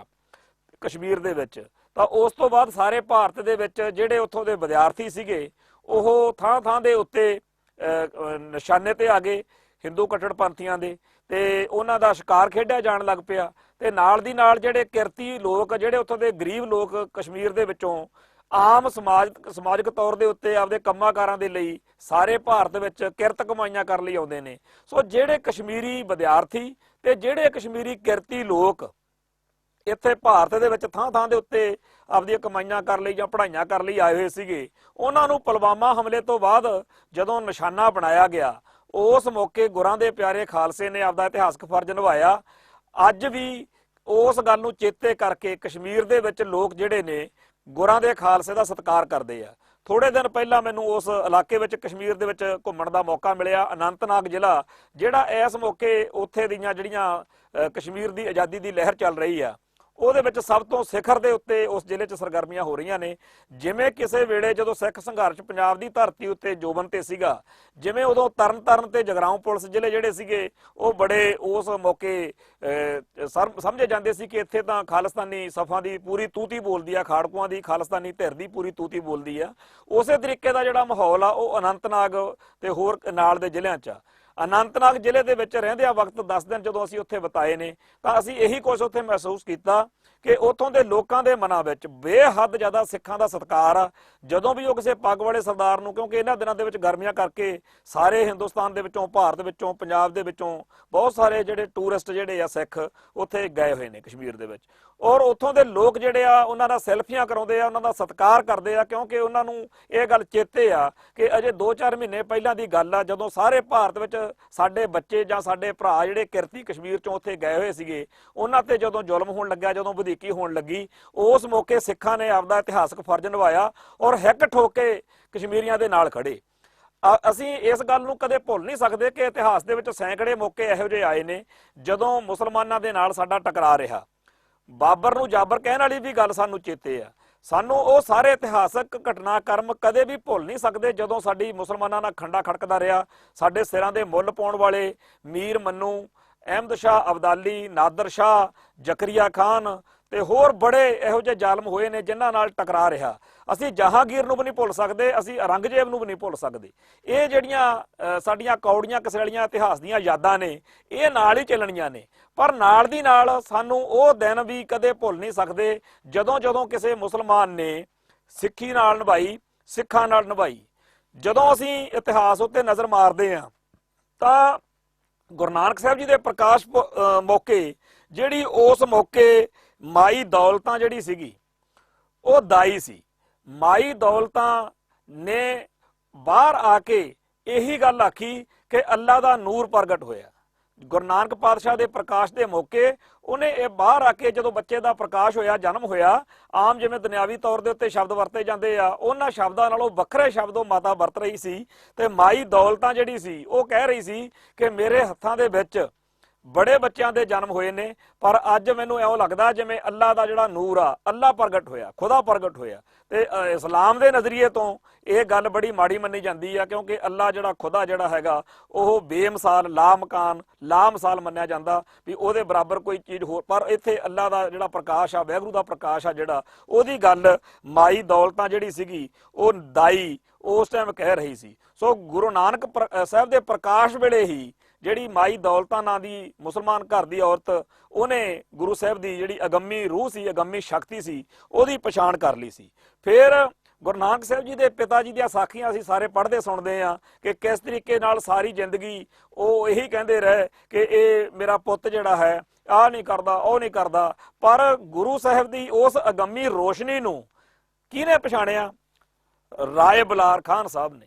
ਰਾਏ ਬਲਾਰ ਖਾਨ ਸਾਹਿਬ ਜਿਹੜੇ ਆ ਉਹ ਮੁਸਲਮਾਨ ਨੇ, ਉਹਨਾਂ ਨੂੰ ਬੜੀ ਛੇਤੀ ਸਮਝ ਲੱਗ ਗਈ। ਤੇ ਉਹਨਾਂ ਨੇ ਜਦੋਂ ਕਦੇ ਮਹਿਤਾ ਕਾਲੂ ਜੀ ਨੇ, ਮਾਤਾ ਕਲਿਆਣ ਦਾਸ ਜੀ ਨੇ, ਗੁਰੂ ਸਾਹਿਬ ਦੇ ਜਿਹੜੇ ਪਿਤਾ ਜੀ ਆ, ਉਹਨਾਂ ਨੇ ਜਦੋਂ ਵੀ ਕਿਤੇ ਕੋਈ ਗੁੱਸਾ ਗਿਲਾ ਕਰਨਾ ਤਾਂ ਜਿਹੜੇ ਰਾਏ ਬਲਾਰ ਖਾਨ ਸਾਹਿਬ ਨੇ ਇਹਨਾਂ ਨੇ ਕਹਿਣਾ ਕਾਲੂ ਤੇਰਾ ਪੁੱਤ ਖੁਦਾਏ ਹੈ, ਤੇਰਾ ਜਿਹੜਾ ਮੁੰਡਾ ਹੈ, ਤੇਰਾ ਜਿਹੜਾ ਪੁੱਤ ਆ ਉਹ ਤੇਰਾ ਪੁੱਤ ਹੀ ਹੋਣਾ ਤੇਰੀ ਨਜ਼ਰ ਦੇ ਵਿੱਚ, ਪਰ ਉਹ ਤਾਂ ਰੱਬ ਦਾ ਰੂਪ ਆ, ਉਹਨੂੰ ਕੁਝ ਕਿਹਾ ਨਾ ਕਰ, ਜੇਕਰ ਕੋਈ ਉਹ ਨਫਾ ਕਰ ਦੇਵੇ, ਨੁਕਸਾਨ ਕਰ ਦੇਵੇ, ਤੂੰ ਮੇਰੇ ਨਾਲ ਗੱਲ ਰੱਖਣੀ ਹੈ। ਸੋ ਇਹ ਇੱਕ ਦੋ ਨਹੀਂ, ਇੱਕ ਬੜੀ ਵੱਡੀ ਲੰਬੀ ਇਤਿਹਾਸਕਾਰਾਂ ਨੇ ਲਿਸਟ ਇਹੋ ਜਿਹੀ ਬਣਾ ਕੇ ਇਤਿਹਾਸ ਦੇ ਖਜ਼ਾਨੇ ਭਰਪੂਰ ਕੀਤੇ ਆ ਜਿਨ੍ਹਾਂ ਮੁਸਲਮਾਨਾਂ ਨੇ ਗੁਰੂ ਘਰ ਨਾਲ ਨਿਭਾਈ ਆ। ਜਦੋਂ ਇਸ ਤਰੀਕੇ ਦੀ ਗੱਲ ਜਿਹੜੀ ਸਾਡੇ ਸਾਹਮਣੇ ਆਉਂਦੀ ਆ ਤਾਂ ਇੱਕ ਲੰਬੀ ਲਿਸਟ ਜਿਹਦੇ ਵਿੱਚ ਅਨੇਕਾਂ ਹੀ ਇਹੋ ਜਿਹੇ ਮੁਸਲਮਾਨ ਜਿਹੜੇ ਨੇ ਉਹ ਸਾਡੇ ਸਾਹਮਣੇ ਆ ਕੇ ਖੜ ਜਾਂਦੇ ਨੇ, ਜਿਨ੍ਹਾਂ ਦੇ ਵਿੱਚੋਂ ਜਿਵੇਂ ਅਸੀਂ ਜੇ ਗੱਲ ਕਰਨੀ ਹੋਵੇ ਤਾਂ ਜਿਹੜਾ ਸਾਈਂ ਮੀਆਂ ਮੀਰ ਜੀ ਆ ਉਹਨਾਂ ਦੇ ਬਾਰੇ ਅਸੀਂ ਜਾਣਦੇ ਹਾਂ ਵੀ ਜਦੋਂ ਦਰਬਾਰ ਸਾਹਿਬ ਦੀ ਜਿਹੜੀ ਆ ਉਸਾਰੀ ਹੋਈ ਆ ਤਾਂ ਨੀਂਹ ਰਖਾਉਣ ਦੇ ਲਈ ਸਾਈਂ ਮੀਆਂ ਮੀਰ ਜੀ ਦਾ ਜ਼ਿਕਰ ਜਿਹੜਾ ਹੋਇਆ, ਤੋਂ ਪੀਰ ਭੀਖਣ ਖਾ, ਪੀਰ ਬੁੱਧੂ ਸ਼ਾਹ ਤੇ ਹੋਰ ਜਿਹੜੇ ਬਹੁਤ ਜ਼ਿਆਦਾ ਇਸ ਤਰ੍ਹਾਂ ਦੇ ਹੋਏ ਨੇਗੇ, ਉਹਨਾਂ ਦੇ ਵਿੱਚੋਂ ਪੀਰ ਆਰਫਦੀਨ, ਕਾਜੀ ਸਲਾਰੁਦੀਨ, ਪੀਰ ਦਰਗਾਹੀ ਸ਼ਾਹ, ਮੀਰ ਗਿਆਸੂਦੀਨ, ਕਰੀਮ ਖਾਂ ਪਠਾਨ ਔਰ ਕੋਟਲਾ ਨਿਹੰਗ ਖਾਨ ਤੇ ਬੀਬੀ ਮੁਮਤਾਜ਼ ਬੇਗਮ ਜੀ ਦਾ ਇਤਿਹਾਸ ਜਿਹੜਾ ਹੈਗਾ ਰੋਪੜ ਦੇ ਵਿੱਚ ਗੁਰਦੁਆਰਾ ਭੱਠਾ ਸਾਹਿਬ ਦੇ ਨਾਲ ਜੁੜਦਾ, ਔਰ ਭਾਈ ਗਨੀ ਖਾਂ, ਨਬੀ ਖਾਂ, ਕਾਜੀ ਪੀਰ ਮੁਹੰਮਦ, ਰਾਏ ਕੱਲਾ, ਨੂਰਾ ਮਾਹੀ, ਇਬਰਾਹਿਮ ਜਿਹਨੂੰ ਬਹਿਮੀ ਸ਼ਾਹ ਵੀ ਕਿਹਾ ਜਾਂਦਾ, ਸ਼ੇਖ ਫਰੀਦ ਸਦਨਾ ਜੀ, ਔਰ ਇਸ ਤਰ੍ਹਾਂ ਦੇ ਇੱਕ ਬਹੁਤ ਲੰਬੀ ਚੌੜੀ ਜਿਹੜੀ ਹੈਗੀ ਆ ਲਿਸਟ ਉਹ ਬਣੀ ਹੋਈ ਆ ਜਿਨ੍ਹਾਂ ਮੁਸਲਮਾਨ ਵੀਰਾਂ ਨੇ ਗੁਰੂ ਘਰ ਦੇ ਨਾਲ ਆਪਦੇ ਧਰਮ 'ਚ ਪਰਪੱਕ ਰਹਿੰਦਿਆਂ ਹੋਇਆਂ ਗੁਰੂ ਘਰ ਦੇ ਨਾਲ ਜਿਹੜੀ ਪ੍ਰੀਤ ਆ ਉਹ ਨਿਭਾਈ ਆ। ਇਹਨਾਂ ਸਾਰੀਆਂ ਜਿਹੜੀਆਂ ਇਤਿਹਾਸਕ ਘਟਨਾਵਾਂ ਨੇਗੀਆਂ ਉਹਨਾਂ ਦਾ ਇੱਕ ਆਪਦਾ ਹੀ ਰੰਗ ਆ। ਜਦੋਂ ਅਸੀਂ ਇਹ ਵੀ ਜਾਣਦੇ ਹਾਂ ਕਿ ਬੜੇ ਮੌਕਿਆਂ ਦੇ ਉੱਤੇ ਇਤਿਹਾਸ ਦੇ ਵਿੱਚ ਸਿੱਖ ਅਤੇ ਮੁਸਲਮਾਨ ਇੱਕ ਦੂਜੇ ਦੇ ਆਹਮਣੇ ਸਾਹਮਣੇ ਰਹੇ, ਇੱਕ ਦੂਜੇ ਦੇ ਸਿਰ ਲਾਉਂਦੇ ਰਹੇ, ਇੱਕ ਦੂਜੇ ਦੇ ਨਾਲ ਟਕਰਾਉਂਦੇ ਰਹੇ, ਤਲਵਾਰਾਂ ਖੜਕਦੀਆਂ ਰਹੀਆਂ, ਢਾਲਾਂ ਖੜਕਦੀਆਂ ਰਹੀਆਂ, ਖੰਡੇ ਖੜਕਦੇ ਰਹੇ, ਪਰ ਨਾਲ ਦੀ ਨਾਲ ਜਿਹੜੀ ਹੈਗੀ ਆ ਇਸਲਾਮ ਅਤੇ ਸਿੱਖੀਜ਼ਮ ਦੀ ਜਿਹੜੀ ਸਾਂਝ ਆ, ਜਿਹੜੀ ਬਹੁਤ ਸਾਰੀ ਫਲਸਫੇ ਦੀ ਸਾਂਝ ਵੀ ਆ ਔਰ ਬਹੁਤ ਸਾਰੀਆਂ ਇਤਿਹਾਸਕ ਘਟਨਾਵਾਂ ਦੀ ਸਾਂਝ ਵੀ ਆ, ਉਹਨੂੰ ਵੀ ਭੁਲਾਇਆ ਨਹੀਂ ਜਾ ਸਕਦਾ। ਸੋ ਜਿਸ ਤਰੀਕੇ ਦੇ ਨਾਲ ਪਿਛਲੀਆਂ ਸਦੀਆਂ ਦੇ ਵਿੱਚ ਨੇੜਤਾ ਵੀ ਬਣਦੀ ਰਹੀ ਆ ਤੇ ਦੂਰੀਆਂ ਵੀ ਬਣਦੀਆਂ ਰਹੀਆਂ ਨੇ, ਇਹ ਇਤਿਹਾਸ ਅੱਜ ਵੀ ਤੇ ਅੱਗੇ ਵੀ ਚੱਲਦਾ ਰਹਿਣਾ। ਬੜੇ ਮੌਕੇ ਆਉਣਗੇ ਜਦੋਂ ਸਾਡੇ ਮੁਸਲਮਾਨ ਭਾਈਚਾਰੇ ਨਾਲ ਹਿੱਤ ਟਕਰਾਉਂਦੇ ਹੋਣਗੇ, ਬੜੇ ਮੌਕੇ ਆਉਣਗੇ ਜਦੋਂ ਸਾਡੇ ਮੁਸਲਮਾਨ ਭਾਈਚਾਰੇ ਦੇ ਨਾਲ ਹਿੱਤ ਜਿਹੜੇ ਆ ਉਹ ਸਾਂਝੇ ਹੋਣਗੇ। ਜਿਵੇਂ ਇਹਨਾਂ ਦਿਨਾਂ ਦੇ ਵਿੱਚ ਅਸੀਂ ਦੋਨੇ ਕੌਮਾਂ, ਹਿੰਦੂ ਅਤੇ ਜਿਹੜੇ ਸਿੱਖ ਅਤੇ ਮੁਸਲਮਾਨ ਦੋਨੇ ਕੌਮਾਂ ਜਿਹੜੀਆਂ ਉਹ ਹਿੰਦੂ ਕੱਟੜਵਾਦ ਦੀਆਂ ਸ਼ਿਕਾਰ ਨੇ। ਇੱਕ ਵੇਲਾ ਉਹ ਸੀ ਜਦੋਂ ਸਿੱਖ ਅਤੇ ਹਿੰਦੂ ਦੋਨੇ ਮੁਸਲਮਾਨ ਜ਼ੁਲਮ ਦੇ ਸਾਹਮਣੇ ਇੱਕ ਬਰਾਬਰ ਸੀਗੇ, ਪਰ ਅੱਜ ਦੀ ਤਰੀਕ ਵਿੱਚ ਜਿਹੜੀ ਸੱਤਾ ਆ, ਅੱਜ ਦੀ ਤਰੀਕ ਵਿੱਚ ਜਿਹੜੀ ਹਾਕਮੀਅਤ ਆ, ਅੱਜ ਦੀ ਹਕੂਮਤ ਜਿਹੜੀ ਆ ਉਹ ਹਿੰਦੂ ਸਾਮਰਾਜ ਦੀ ਆ ਤੇ ਉਹਦੇ ਸਾਹਮਣੇ ਨਾ ਸਿੱਖ ਸੁਰੱਖਿਅਤ ਸਮਝ ਰਿਹਾ ਆਪਣੇ ਆਪ ਨੂੰ ਤੇ ਨਾ ਮੁਸਲਮਾਨ ਸੁਰੱਖਿਅਤ ਸਮਝ ਰਿਹਾ ਆਪਣੇ ਆਪ ਨੂੰ। ਸੋ ਇਸ ਸਥਿਤੀ ਦੇ ਵਿੱਚ ਇਹੀ ਬਣਦਾ ਕਿ ਸਿੱਖ ਅਤੇ ਮੁਸਲਮਾਨ ਦੀ ਸਾਂਝ ਹੋਣੀ ਚਾਹੀਦੀ ਆ ਤਾਂ ਕਿ ਜਿਹੜੀ ਫਿਰਕਾ ਪ੍ਰਸਤੀ ਦੀ ਹਨੇਰੀ ਇਸ ਧਰਤੀ ਦੇ ਉੱਤੇ, ਇਸ ਖਿੱਤੇ ਦੇ ਉੱਤੇ ਪੂਰੇ ਜੋਬਨ ਤੇ ਝੁੱਲ ਰਹੀ ਆ, ਉਹਨਾਂ ਦੇ ਉਸ ਮੌਕੇ ਦੋਨਾਂ ਦੇ ਸਰੋਕਾਰ ਸਾਂਝੇ ਆ, ਹਿੱਤ ਸਾਂਝੇ ਆ ਤੇ ਇੱਕ ਦੂਜੇ ਦੀ ਨੇੜਤਾ ਦੇ ਨਾਲ ਇਹ ਸਮਾਂ ਜਿਹੜਾ ਹੈਗਾ ਇਤਿਹਾਸ ਦਾ ਉਹ ਲੰਘ ਸਕੇ। ਦੂਸਰੇ ਪਾਸੇ ਜਿਹੜਾ ਹਿੰਦੂ ਆ, ਹਿੰਦੂ ਦੇ ਵੀ ਕਈ ਰੂਪ ਸਾਡੇ ਨਾਲ ਇਤਿਹਾਸ ਦੇ ਵਿੱਚ ਨੇ। ਇਤਿਹਾਸ ਦੇ ਵਿੱਚ ਸਾਨੂੰ ਹਿੰਦੂ ਚੰਦੂ ਬਣ ਕੇ ਵੀ ਟੱਕਰਿਆ, ਗੰਗੂ ਬਣ ਕੇ ਵੀ ਟੱਕਰਿਆ, ਉਹ ਸਾਨੂੰ ਹਿੰਦੂ ਜਿਹੜਾ ਲਖਪਤ ਰਾਏ ਦੇ ਰੂਪ ਵਿੱਚ ਵੀ ਟੱਕਰਿਆ, ਉਹ ਹਿੰਦੂ ਸਾਨੂੰ ਇੰਦਰਾ ਗਾਂਧੀ ਦੇ ਰੂਪ ਵਿੱਚ ਵੀ ਟੱਕਰਿਆ। ਹਿੰਦੂ ਦੇ ਬੇਅੰਤ ਰੂਪ ਸਾਨੂੰ ਟੱਕਰੇ ਆ, ਪਰ ਨਾਲ ਦੀ ਨਾਲ ਸਾਨੂੰ ਦੀਵਾਨ ਕੌੜਾ ਮੱਲ ਵਰਗੇ ਹਿੰਦੂ ਵੀ ਟੱਕਰੇ ਨੇ ਜਿਨ੍ਹਾਂ ਨੇ ਗੁਰਾਂ ਦੇ ਪਿਆਰੇ ਖਾਲਸੇ ਦਾ ਦਿਲ ਇੰਨੀ ਪਿਆਰ ਸਤਿਕਾਰ ਨਾਲ ਜਿੱਤਿਆ ਕਿ ਲੋਕ ਉਸ ਟਾਈਮ ਗੁਰਾਂ ਦੇ ਸਿੰਘ ਜਿਹੜੇ ਸੀ ਉਹ ਦੀਵਾਨ ਕੌੜਾ ਮੱਲ ਨੂੰ ਕੌੜਾ ਮੱਲ ਨਹੀਂ ਸੀ ਕਹਿੰਦੇ ਹੁੰਦੇ, ਉਹ ਮਿੱਠਾ ਮੱਲ ਕਹਿੰਦੇ ਹੁੰਦੇ ਸੀ। ਸੋ ਇਸ ਵੇਲੇ ਇਤਿਹਾਸ ਦੀ ਲੋੜ ਆ ਜਿਹੜੀ ਉਹ ਇਹ ਆ ਕਿ ਜਿਹੜਾ ਪੰਜਾਬ ਦਾ ਹਿੰਦੂ ਆ, ਖਾਸ ਤੌਰ ਤੇ ਬਾਹਰਲੇ ਹਿੰਦੂ ਨਾਲ ਤਾਂ ਸਾਡੇ ਅਜੇ ਉਵੇਂ ਦੀ ਸਾਂਝ ਕੋਈ ਬਣਦੀ ਨਹੀਂ, ਪਰ ਪੰਜਾਬ ਦਾ ਜਿਹੜਾ ਹਿੰਦੂ ਆ ਉਹਦੇ ਸਾਹਮਣੇ ਇਹ ਆ ਕਿ ਉਹਨੇ ਦੀਵਾਨ ਕੌੜਾ ਮੱਲ ਦਾ ਵਾਰਸ ਬਣਨਾ ਕਿ ਲਖਪਤ ਰਾਏ ਦਾ, ਚੰਦੂ ਦਾ ਤੇ ਗੰਗੂ ਦਾ ਵਾਰਸ ਬਣਨਾ, ਇਹ ਸਵਾਲ ਉਹਦੇ ਸਾਹਮਣੇ ਆ। ਸਿੱਖ ਜਿਹੜਾ ਹੈ ਨਾ ਹਿੰਦੂ ਦਾ ਵੈਰੀ ਆ ਨਾ ਮੁਸਲਮਾਨ ਦਾ ਵੈਰੀ ਆ, ਸਿੱਖ ਕਿਸੇ ਦਾ ਵੈਰੀ ਨਹੀਂ। ਸਿੱਖ ਧਰਮ ਸਾਰਿਆਂ ਨਾਲ ਪਿਆਰ ਕਰਨਾ ਸਿਖਾਉਂਦਾ, ਕੁਦਰਤ ਕੇ ਸਭ ਬੰਦੇ ਦਾ ਸੰਦੇਸ਼ ਦਿੰਦਾ, ਸਭ ਮੈਂ ਜੋਤ ਜੋਤ ਹੈ ਸੋਏ ਦਾ ਸੰਦੇਸ਼ ਆ, ਸਰਬੱਤ ਦਾ ਭਲਾ ਮੰਗਣ ਦੀ ਅਰਦਾਸ ਕਰਦੇ ਆ। ਪਰ ਜਿਹੜਾ ਇਤਿਹਾਸ ਹੁੰਦਾ ਉਹਦੇ ਆਪ ਦੇ ਰੂਪ ਰੰਗ ਹੁੰਦੇ ਨੇ। ਸੋ ਉਸ ਰੂਪ ਰੰਗ ਦੇ ਵਿੱਚ ਇੱਕ ਇਤਿਹਾਸਕ ਘਟਨਾਕ੍ਰਮਾਂ ਦੇ ਮੌਕਿਆਂ ਤੇ ਕਈ ਮੌਕਿਆਂ ਤੇ ਸਾਡੇ ਟਕਰਾ ਰਹੇ ਨੇ, ਪਰ ਅੱਜ ਦੀ ਤਰੀਕ ਵਿੱਚ ਜਿਵੇਂ ਅੱਜ ਦਾ ਜਿਹੜਾ ਮਾਹੌਲ ਆ, ਅੱਜ ਪੰਜਾਬ ਦੇ ਹਿੰਦੂ ਦੇ ਸਾਹਮਣੇ ਇਹ ਸਵਾਲ ਆ, ਇਹ ਮਰਜ਼ੀ, ਇਹ ਮੌਜ ਉਹਦੀ ਆ ਕਿ ਉਹਨੇ ਕਿੱਧਰ ਭੁਗਤਣਾ। ਕੀ ਉਹ ਦੀਵਾਨ ਕੌੜਾ ਮੱਲ ਦਾ ਵਾਰਸ ਬਣ ਕੇ ਸਿੱਖਾਂ ਦੇ ਦਿਲ ਜਿੱਤ ਕੇ ਸਿੱਖੀ ਅਤੇ ਸਿੱਖਾਂ ਦੇ ਕੋਲੋਂ ਪਿਆਰ ਸਤਿਕਾਰ ਲੈਣਾ ਚਾਹੁੰਦਾ? ਬੇਤਹਾਸ਼ਾ ਇਹੋ ਜਿਹੇ ਹਿੰਦੂ ਨੇ ਜਿਨ੍ਹਾਂ ਨੇ ਇੰਨਾ ਜਿਹੜਾ ਹੁਣ ਸਮਾਂ ਲੰਘ ਰਿਹਾ ਇਸ ਸਮੇਂ ਦੇ ਵਿੱਚ ਵੀ ਸਿੱਖੀ ਅਤੇ ਸਿੱਖਾਂ ਨਾਲ ਨਿਭਾ ਕੇ ਦਿਖਾਈ ਹੈ। ਅੱਜ ਵੀ ਦਰਬਾਰ ਸਾਹਿਬ ਦੀ ਪ੍ਰਕਰਮਾਂ ਦੇ ਵਿੱਚ ਜਾਈਏ ਤਾਂ ਜਿੰਨੇ ਕੁ ਸਾਨੂੰ ਸਿੱਖ ਭਾਈਚਾਰੇ ਦੇ ਮਿਲਦੇ ਆ ਉਹਨਾਂ ਕੁ ਸਾਨੂੰ ਹਿੰਦੂ ਭਾਈਚਾਰੇ ਦੇ ਵੀ ਉੱਥੇ ਦਿਖ ਪੈਣਗੇ। ਸੋ ਪੰਜਾਬ ਦੇ ਹਿੰਦੂ ਦੇ ਸਾਹਮਣੇ ਇਹ ਸਾਂਝ ਜਿਹੜੀ ਧਰਮ ਦੀ ਸਾਂਝ ਆ ਜਾਂ ਇਸ ਤਰੀਕੇ ਦੀ ਜਿਹੜੀ ਸਮਾਜਿਕ ਸਾਂਝ ਆ, ਇਹਨੂੰ ਅੱਗੇ ਹੋਰ ਵਧਾਉਣ ਦਾ ਜਿਹੜਾ ਮੌਕਾ ਕਿ ਪੰਜਾਬ ਦੇ ਹਿੱਤਾਂ ਦੀ ਜਿਹੜੀ ਗੱਲ ਆ, ਪੰਜਾਬ ਦੇ ਦਰਿਆਈ ਪਾਣੀਆਂ ਦਾ ਮਸਲਾ, ਪੰਜਾਬ ਦੇ ਬੋਲੀ ਦਾ ਮਸਲਾ, ਪੰਜਾਬ ਦੇ ਸੱਭਿਆਚਾਰ ਦਾ ਮਸਲਾ, ਸਿੱਖਾਂ ਦੀ ਆਸਥਾ ਦਾ ਮਸਲਾ, ਉਸ ਮੌਕੇ ਪੰਜਾਬ ਦੇ ਹਿੰਦੂ ਦਾ ਇਹ ਫਰਜ਼ ਬਣਦਾ ਕਿ ਉਹ ਸਿੱਖ ਨਾਲ ਖੜਾ ਦਿਖੇ, ਉਹ ਪੰਜਾਬ ਨਾਲ ਖੜਾ ਦਿਖੇ, ਉਹ ਪੰਥ ਅਤੇ ਪੰਜਾਬ ਦੇ ਦੁਸ਼ਮਣਾਂ ਨਾਲ ਨਾ ਖੜਾ ਦਿਖੇ, ਉਹ ਦਿੱਲੀ ਅਤੇ ਨਾਗਪੁਰ ਦੇ ਨਾਲ ਖੜਾ ਹੋਇਆ ਨਾ ਦਿਖੇ। ਇਹ ਉਹਦੇ ਹੱਥ ਵਿੱਚ ਆ, ਫੈਸਲਾ ਉਹਨੇ ਕਰਨਾ, ਕਿਉਂਕਿ ਸਿੱਖ ਜਿਹੜਾ ਹੈ ਉਹ ਤਾਂ ਦੋਨੇ ਤਰੀਕਿਆਂ ਦੇ ਲਈ ਸਿਰਫ ਪ੍ਰਤੀਕਿਰਿਆ ਵਿੱਚ ਹੀ ਆ ਸਕਦਾ। ਜੇਕਰ ਪੰਜਾਬ ਦਾ ਹਿੰਦੂ ਦੀਵਾਨ ਕੌੜਾ ਮੱਲ ਦਾ ਵਾਰਸ ਬਣ ਕੇ ਸਾਹਮਣੇ ਆਵੇ ਤਾਂ ਪੰਜਾਬ ਦਾ ਸਿੱਖ ਜਿਹੜਾ ਹੈ ਉਹਨੂੰ ਮਿੱਠਾ ਮੱਲ ਕਹਿ ਕੇ ਜੱਫੀ ਪਾਉਣ ਨੂੰ ਪੂਰਾ ਤਿਆਰ ਦਿਖੇਗਾ। ਪਰ ਜੇਕਰ ਪੰਜਾਬ ਦਾ ਹਿੰਦੂ ਜਿਹੜਾ ਹੈਗਾ ਉਹ ਚੰਦੂ ਦਾ ਵਾਰਸ ਬਣ ਜਾਵੇ, ਉਹ ਗੰਗੂ ਦਾ ਵਾਰਸ ਬਣ ਜਾਵੇ, ਉਹ ਲਖਪਤ ਰਾਏ ਵਰਗੇ ਦਾ ਵਾਰਸ ਬਣ ਜਾਵੇ, ਉਹ ਸਿੱਖੀ ਅਤੇ ਸਿੱਖਾਂ ਦੀਆਂ ਜੜ੍ਹਾਂ ਪੁੱਟਣ ਵਾਲਿਆਂ ਦੀ ਧਿਰ ਵੱਲ ਖੜਾ ਹੋਵੇ ਤਾਂ ਇਹ ਸਥਿਤੀ ਜਿਹੜੀ ਆ ਪੰਜਾਬ ਲਈ ਵੀ ਬਹੁਤ ਘਾਤਕ ਹੋਊਗੀ, ਇਹ ਪੰਜਾਬ ਦੇ ਹਿੰਦੂ ਲਈ ਵੀ ਘਾਤਕ ਹੋਊਗੀ। ਕਿਉਂਕਿ ਪੰਜਾਬ ਦੀ ਧਰਤੀ ਉੱਤੇ ਸਾਨੂੰ ਸਾਰਿਆਂ ਨੂੰ ਇਕਜੁੱਟਤਾ ਨਾਲ, ਇਕਮੁੱਠਤਾ ਦੇ ਨਾਲ ਅੱਗੇ ਵਧਣ ਦੀ ਲੋੜ ਆ। ਤੇ ਜਿਹੜਾ ਇਹ ਇਤਿਹਾਸ, ਇਹ ਤਿੰਨ ਕੌਮਾਂ ਦਾ ਇਸ ਖਿੱਤੇ ਦੇ ਵਿੱਚ ਬਹੁਤ ਹੀ ਵੱਡਾ ਇੱਕ ਅਸਰ ਵਾ। ਤੇ ਜੇਕਰ ਪੰਜਾਬ ਦੀ ਧਰਤੀ, ਜਿਹਨੂੰ ਅਸੀਂ ਇਤਿਹਾਸ ਵਿੱਚ ਪੜ੍ਹਦੇ ਹਾਂ ਜੰਗ ਹਿੰਦ ਪੰਜਾਬ ਦਾ ਹੋਣ ਲੱਗਾ, ਜਦੋਂ ਸ਼ਾਹ ਮੁਹੰਮਦ ਦਾ ਆਪਾਂ ਪੜ੍ਹਦੇ ਹਾਂ ਜੰਗਨਾਮਾ, ਉਹਦੇ ਵਿੱਚ ਉਹਨੇ ਹਿੰਦੁਸਤਾਨ ਨੂੰ ਵੱਖਰਾ ਮੰਨਿਆ ਤੇ ਪੰਜਾਬ ਨੂੰ ਵੱਖਰਾ ਮੰਨਿਆ। ਪੰਜਾਬ ਦੀ ਧਰਤੀ ਜਿਹਦੇ ਬਾਰੇ ਪਿਛਲੀਆਂ ਸਦੀਆਂ ਦੇ ਵਿੱਚ ਪੰਜਾਬ ਨੂੰ ਹਮੇਸ਼ਾ ਵੱਖਰਾ ਮੰਨਣ ਵਾਲੇ ਵਿਚਾਰ ਦੇ ਵਿੱਚੋਂ ਹੀ ਅੱਜ ਖਾਲਿਸਤਾਨ ਦੀ ਗੱਲ ਤੁਰੀ ਆ। ਜੇਕਰ ਪੰਜਾਬ ਨਾਲ ਖੜਨਾ ਹੈ, ਜੇਕਰ ਪੰਥ ਨਾਲ ਖੜਨਾ, ਤਾਂ ਉਹਨਾਂ ਸਾਰੇ ਲੋਕਾਂ ਨੂੰ ਜੋ ਇਸ ਖਿੱਤੇ ਵਿੱਚ ਵਸਦੇ ਨੇ ਆਪਦੇ ਸਰੋਕਾਰ, ਆਪਦੇ ਜਜ਼ਬਾਤ ਜਿਹੜੇ ਨੇ ਉਹ ਇਸ ਖਿੱਤੇ ਨਾਲ ਜੋੜ ਕੇ ਚੱਲਣ ਦੇ ਵਿੱਚ ਹੀ ਆਪਦੀ ਭਲਾਈ ਸਮਝਣੀ ਚਾਹੀਦੀ ਹੈ। ਕੱਲੀ ਗੱਲ ਪੰਜਾਬ ਦੇ ਹਿੰਦੂਆਂ ਜਾਂ ਮੁਸਲਮਾਨਾਂ ਦੀ ਨਹੀਂ, ਪੰਜਾਬ ਦੀ ਧਰਤੀ ਉੱਤੇ ਵਸਣ ਵਾਲੇ ਈਸਾਈ ਹੋਣ, ਬੋਧੀ ਹੋਣ, ਦਲਿਤ ਹੋਣ, ਜੈਨ ਹੋਣ, ਸਾਰਿਆਂ ਨੂੰ ਇਹ ਚਾਹੀਦਾ ਕਿ ਪੰਜਾਬ ਦੇ ਹਿੱਤਾਂ ਲਈ ਲੜੋ, ਪੰਜਾਬ ਦੇ ਆਰਥਿਕ ਹਿੱਤਾਂ ਲਈ, ਪੰਜਾਬ ਦੇ ਰਾਜਨੀਤਿਕ ਹਿੱਤਾਂ ਲਈ, ਪੰਜਾਬ ਦੇ ਧਾਰਮਿਕ ਹਿੱਤਾਂ ਲਈ ਲੜੋ, ਇਕਮੁੱਠਤਾ ਦੇ ਨਾਲ ਲੜੋ। ਪਰ ਸਮੱਸਿਆ ਉਦੋਂ ਪੈਦਾ ਹੁੰਦੀ ਆ ਜਦੋਂ ਪੰਜਾਬ ਦਾ ਹਿੰਦੂ ਜਿਹੜਾ ਹੈ ਉਹ ਦਿੱਲੀ ਨਾਲ ਖੜਾ ਦਿਖਦਾ। ਜਦੋਂ ਖਾੜਕੂ ਲਹਿਰ ਪੂਰੇ ਜੋਬਨ ਤੇ ਸੀ, ਉਹਨਾਂ ਦਿਨਾਂ ਦੀ ਇੱਕ ਗੱਲ ਸਾਂਝੀ ਕਰਨੀ ਚਾਹਾਂਗਾ ਕਿ ਉਹਨਾਂ ਦਿਨਾਂ ਦੇ ਵਿੱਚ ਦਿੱਲੀ ਦੇ ਤੇ ਬੰਬੇ ਦੇ ਤੇ ਪੰਜਾਬ ਤੋਂ ਬਾਹਰਲੇ ਹਿੰਦੂਆਂ ਨੂੰ ਬਹੁਤ ਜ਼ਿਆਦਾ ਗਲਤ ਇਨਫੋਰਮੇਸ਼ਨ ਦਿੱਤੀ ਗਈ। ਉਹਨਾਂ ਦਿਨਾਂ ਦੇ ਵਿੱਚ ਦਿੱਲੀ ਦੇ ਵਿੱਚ ਮੈਨੂੰ ਜਾਣ ਦਾ ਮੌਕਾ ਮਿਲਿਆ ਤਾਂ ਉੱਥੇ ਆਂਢ ਗੁਆਂਢ ਦੇ ਜਿਹੜੇ ਸਾਡੇ ਨਾਲ ਵਾਹ-ਵਾਸਤਾ ਹੋਏ ਲੋਕ ਉਹ ਇਸ ਤਰੀਕੇ ਦੀਆਂ ਗੱਲਾਂ ਕਰਿਆ ਕਰਨ ਜਿਨ੍ਹਾਂ ਤੋਂ ਐਂ ਮਹਿਸੂਸ ਹੋਇਆ ਕਰੇ ਵੀ ਇਹ ਤਾਂ ਇਹ ਸਮਝਦੇ ਆ ਕਿ ਪੰਜਾਬ ਦੇ ਪਿੰਡਾਂ ਦੇ ਵਿੱਚੋਂ ਸਵੇਰੋਂ ਸਿੱਖ ਜਿਹੜੇ ਨੇ ਰੋਟੀ ਪਾਣੀ ਛਕਦੇ ਆ, ਮੋਢਿਆਂ ਦੇ ਉੱਤੇ ਅਸਾਲਟਾਂ ਚੱਕ ਲੈਂਦੇ ਆ ਤੇ ਮੋਟਰਸਾਈਕਲ ਚੱਕ ਕੇ, ਕਾਰਾਂ ਚੱਕ ਕੇ ਜਾ ਵੜਦੇ ਨੇ, ਜਿਹੜਾ ਨੇੜਲਾ ਪੈਟਰੋਲ ਪੰਪ ਆ ਉਹ ਲੁੱਟ ਲੈਂਦੇ ਨੇ, 4-5 ਜਿਹੜੇ ਨੇ ਹਿੰਦੂ ਆ ਉਹਨਾਂ ਨੂੰ ਮਾਰ ਕੇ, ਉਹਨਾਂ ਦੇ ਪਰਿਵਾਰ ਨੂੰ ਲੁੱਟ ਕੇ ਰਾਮਨਾਥਨ ਨੂੰ ਘਰੇ ਆ ਵੜਦੇ ਨੇ। ਜਦੋਂ ਕਿ ਉਹਨਾਂ ਦੀਆਂ ਇਹ ਸਾਰੀਆਂ ਗੱਲਾਂ ਬਾਤਾਂ ਫਜ਼ੂਲ ਸੀਗੀਆਂ, ਝੂਠੀਆਂ ਸੀਗੀਆਂ, ਪਰ ਬਾਹਰਲੇ ਮੀਡੀਆ ਨੇ ਉਹਨਾਂ ਨੂੰ ਇਸ ਤਰ੍ਹਾਂ ਲੱਗਣ ਲਾਇਆ ਪਿਆ ਸੀ। ਸੋ ਇਸ ਤਰੀਕੇ ਦੀ ਗੱਲਬਾਤ ਦੇ ਵਿੱਚੋਂ ਬਾਲ ਠਾਕਰੇ ਜਿਹੜਾ ਉਸ ਟਾਈਮ ਹਿੰਦੂ ਸ਼ਿਵ ਸੈਨਾ ਦਾ ਲੀਡਰ ਸੀ ਵੱਡਾ ਔਰ ਬੜੀ ਧੜੱਲੇਦਾਰ ਉਹਦੀ ਆਵਾਜ਼ ਸੁਣੀ ਜਾਂਦੀ ਸੀ ਹਿੰਦੂ ਸਮਾਜ ਦੇ ਵਿੱਚ, ਉਹਨੇ ਬੰਬੇ ਦੇ ਸਿੱਖਾਂ ਨੂੰ ਇੱਕ ਥ੍ਰੈਟ ਦਿੱਤੀ ਸੀਗੀ। 1987-88 ਦੀ ਗੱਲ ਹੈ। ਉਹਨੇ ਸਪਸ਼ਟ ਤੌਰ ਤੇ ਉੱਤੇ ਕਿਹਾ ਕਿ ਜਾਂ ਤਾਂ ਸਿੱਖੋ ਜਾਓ ਤੇ ਅਕਾਲ ਤਖਤ ਸਾਹਿਬ ਤੋਂ ਜਾ ਕੇ ਇਹ ਹੁਕਮਨਾਮਾ ਜਾਰੀ ਕਰਾਓ ਕਿ ਪੰਜਾਬ ਦੇ ਵਿੱਚ ਵੱਸਦੇ ਕਿਸੇ ਵੀ ਹਿੰਦੂ ਨੂੰ ਤੁਸੀਂ ਮਾਰੋਗੇ ਨਹੀਂ। ਜੇ ਪੰਜਾਬ ਦੇ ਹਿੰਦੂਆਂ ਦਾ ਇਹ ਜਿਹੜਾ ਘਾਣ ਹੋ ਰਿਹਾ ਤੁਸੀਂ ਜੇ ਨਾ ਬੰਦ ਕਰਵਾ ਕੇ ਆਏ, ਫਿਰ ਇੱਥੇ ਪੰਜਾਬ ਦੀ ਧਰਤੀ ਦੇ ਉੱਤੇ ਜੇ ਹਿੰਦੂ ਮਰਨਗੇ, ਮੈਂ ਬੰਬੇ ਦੀ ਧਰਤੀ ਤੇ ਇੱਕ ਵੀ ਸਿੱਖ ਜਿਉਂਦਾ ਨਹੀਂ ਛੱਡਣਾ। ਇਸ ਤਰੀਕੇ ਦੀ ਉਹਨੇ ਜਿਹੜੀ ਬੜੀ ਆਪਦਾ ਜਿਹੜਾ ਅਖਬਾਰ ਕੱਢਦਾ ਸੀ, ਸਾਹਮਣਾ ਕਰਕੇ ਅਖਬਾਰ ਸੀ ਸਾਹਮਣਾ, ਉਹਦੇ ਵਿੱਚ ਇਸ ਤਰੀਕੇ ਦੀਆਂ ਗੱਲਾਂ ਲਿਖੀਆਂ।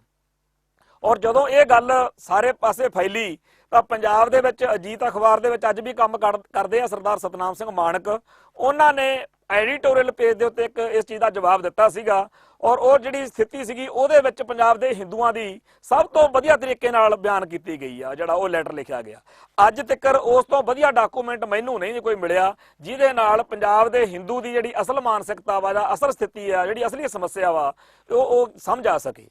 ਉਹਨਾਂ ਨੇ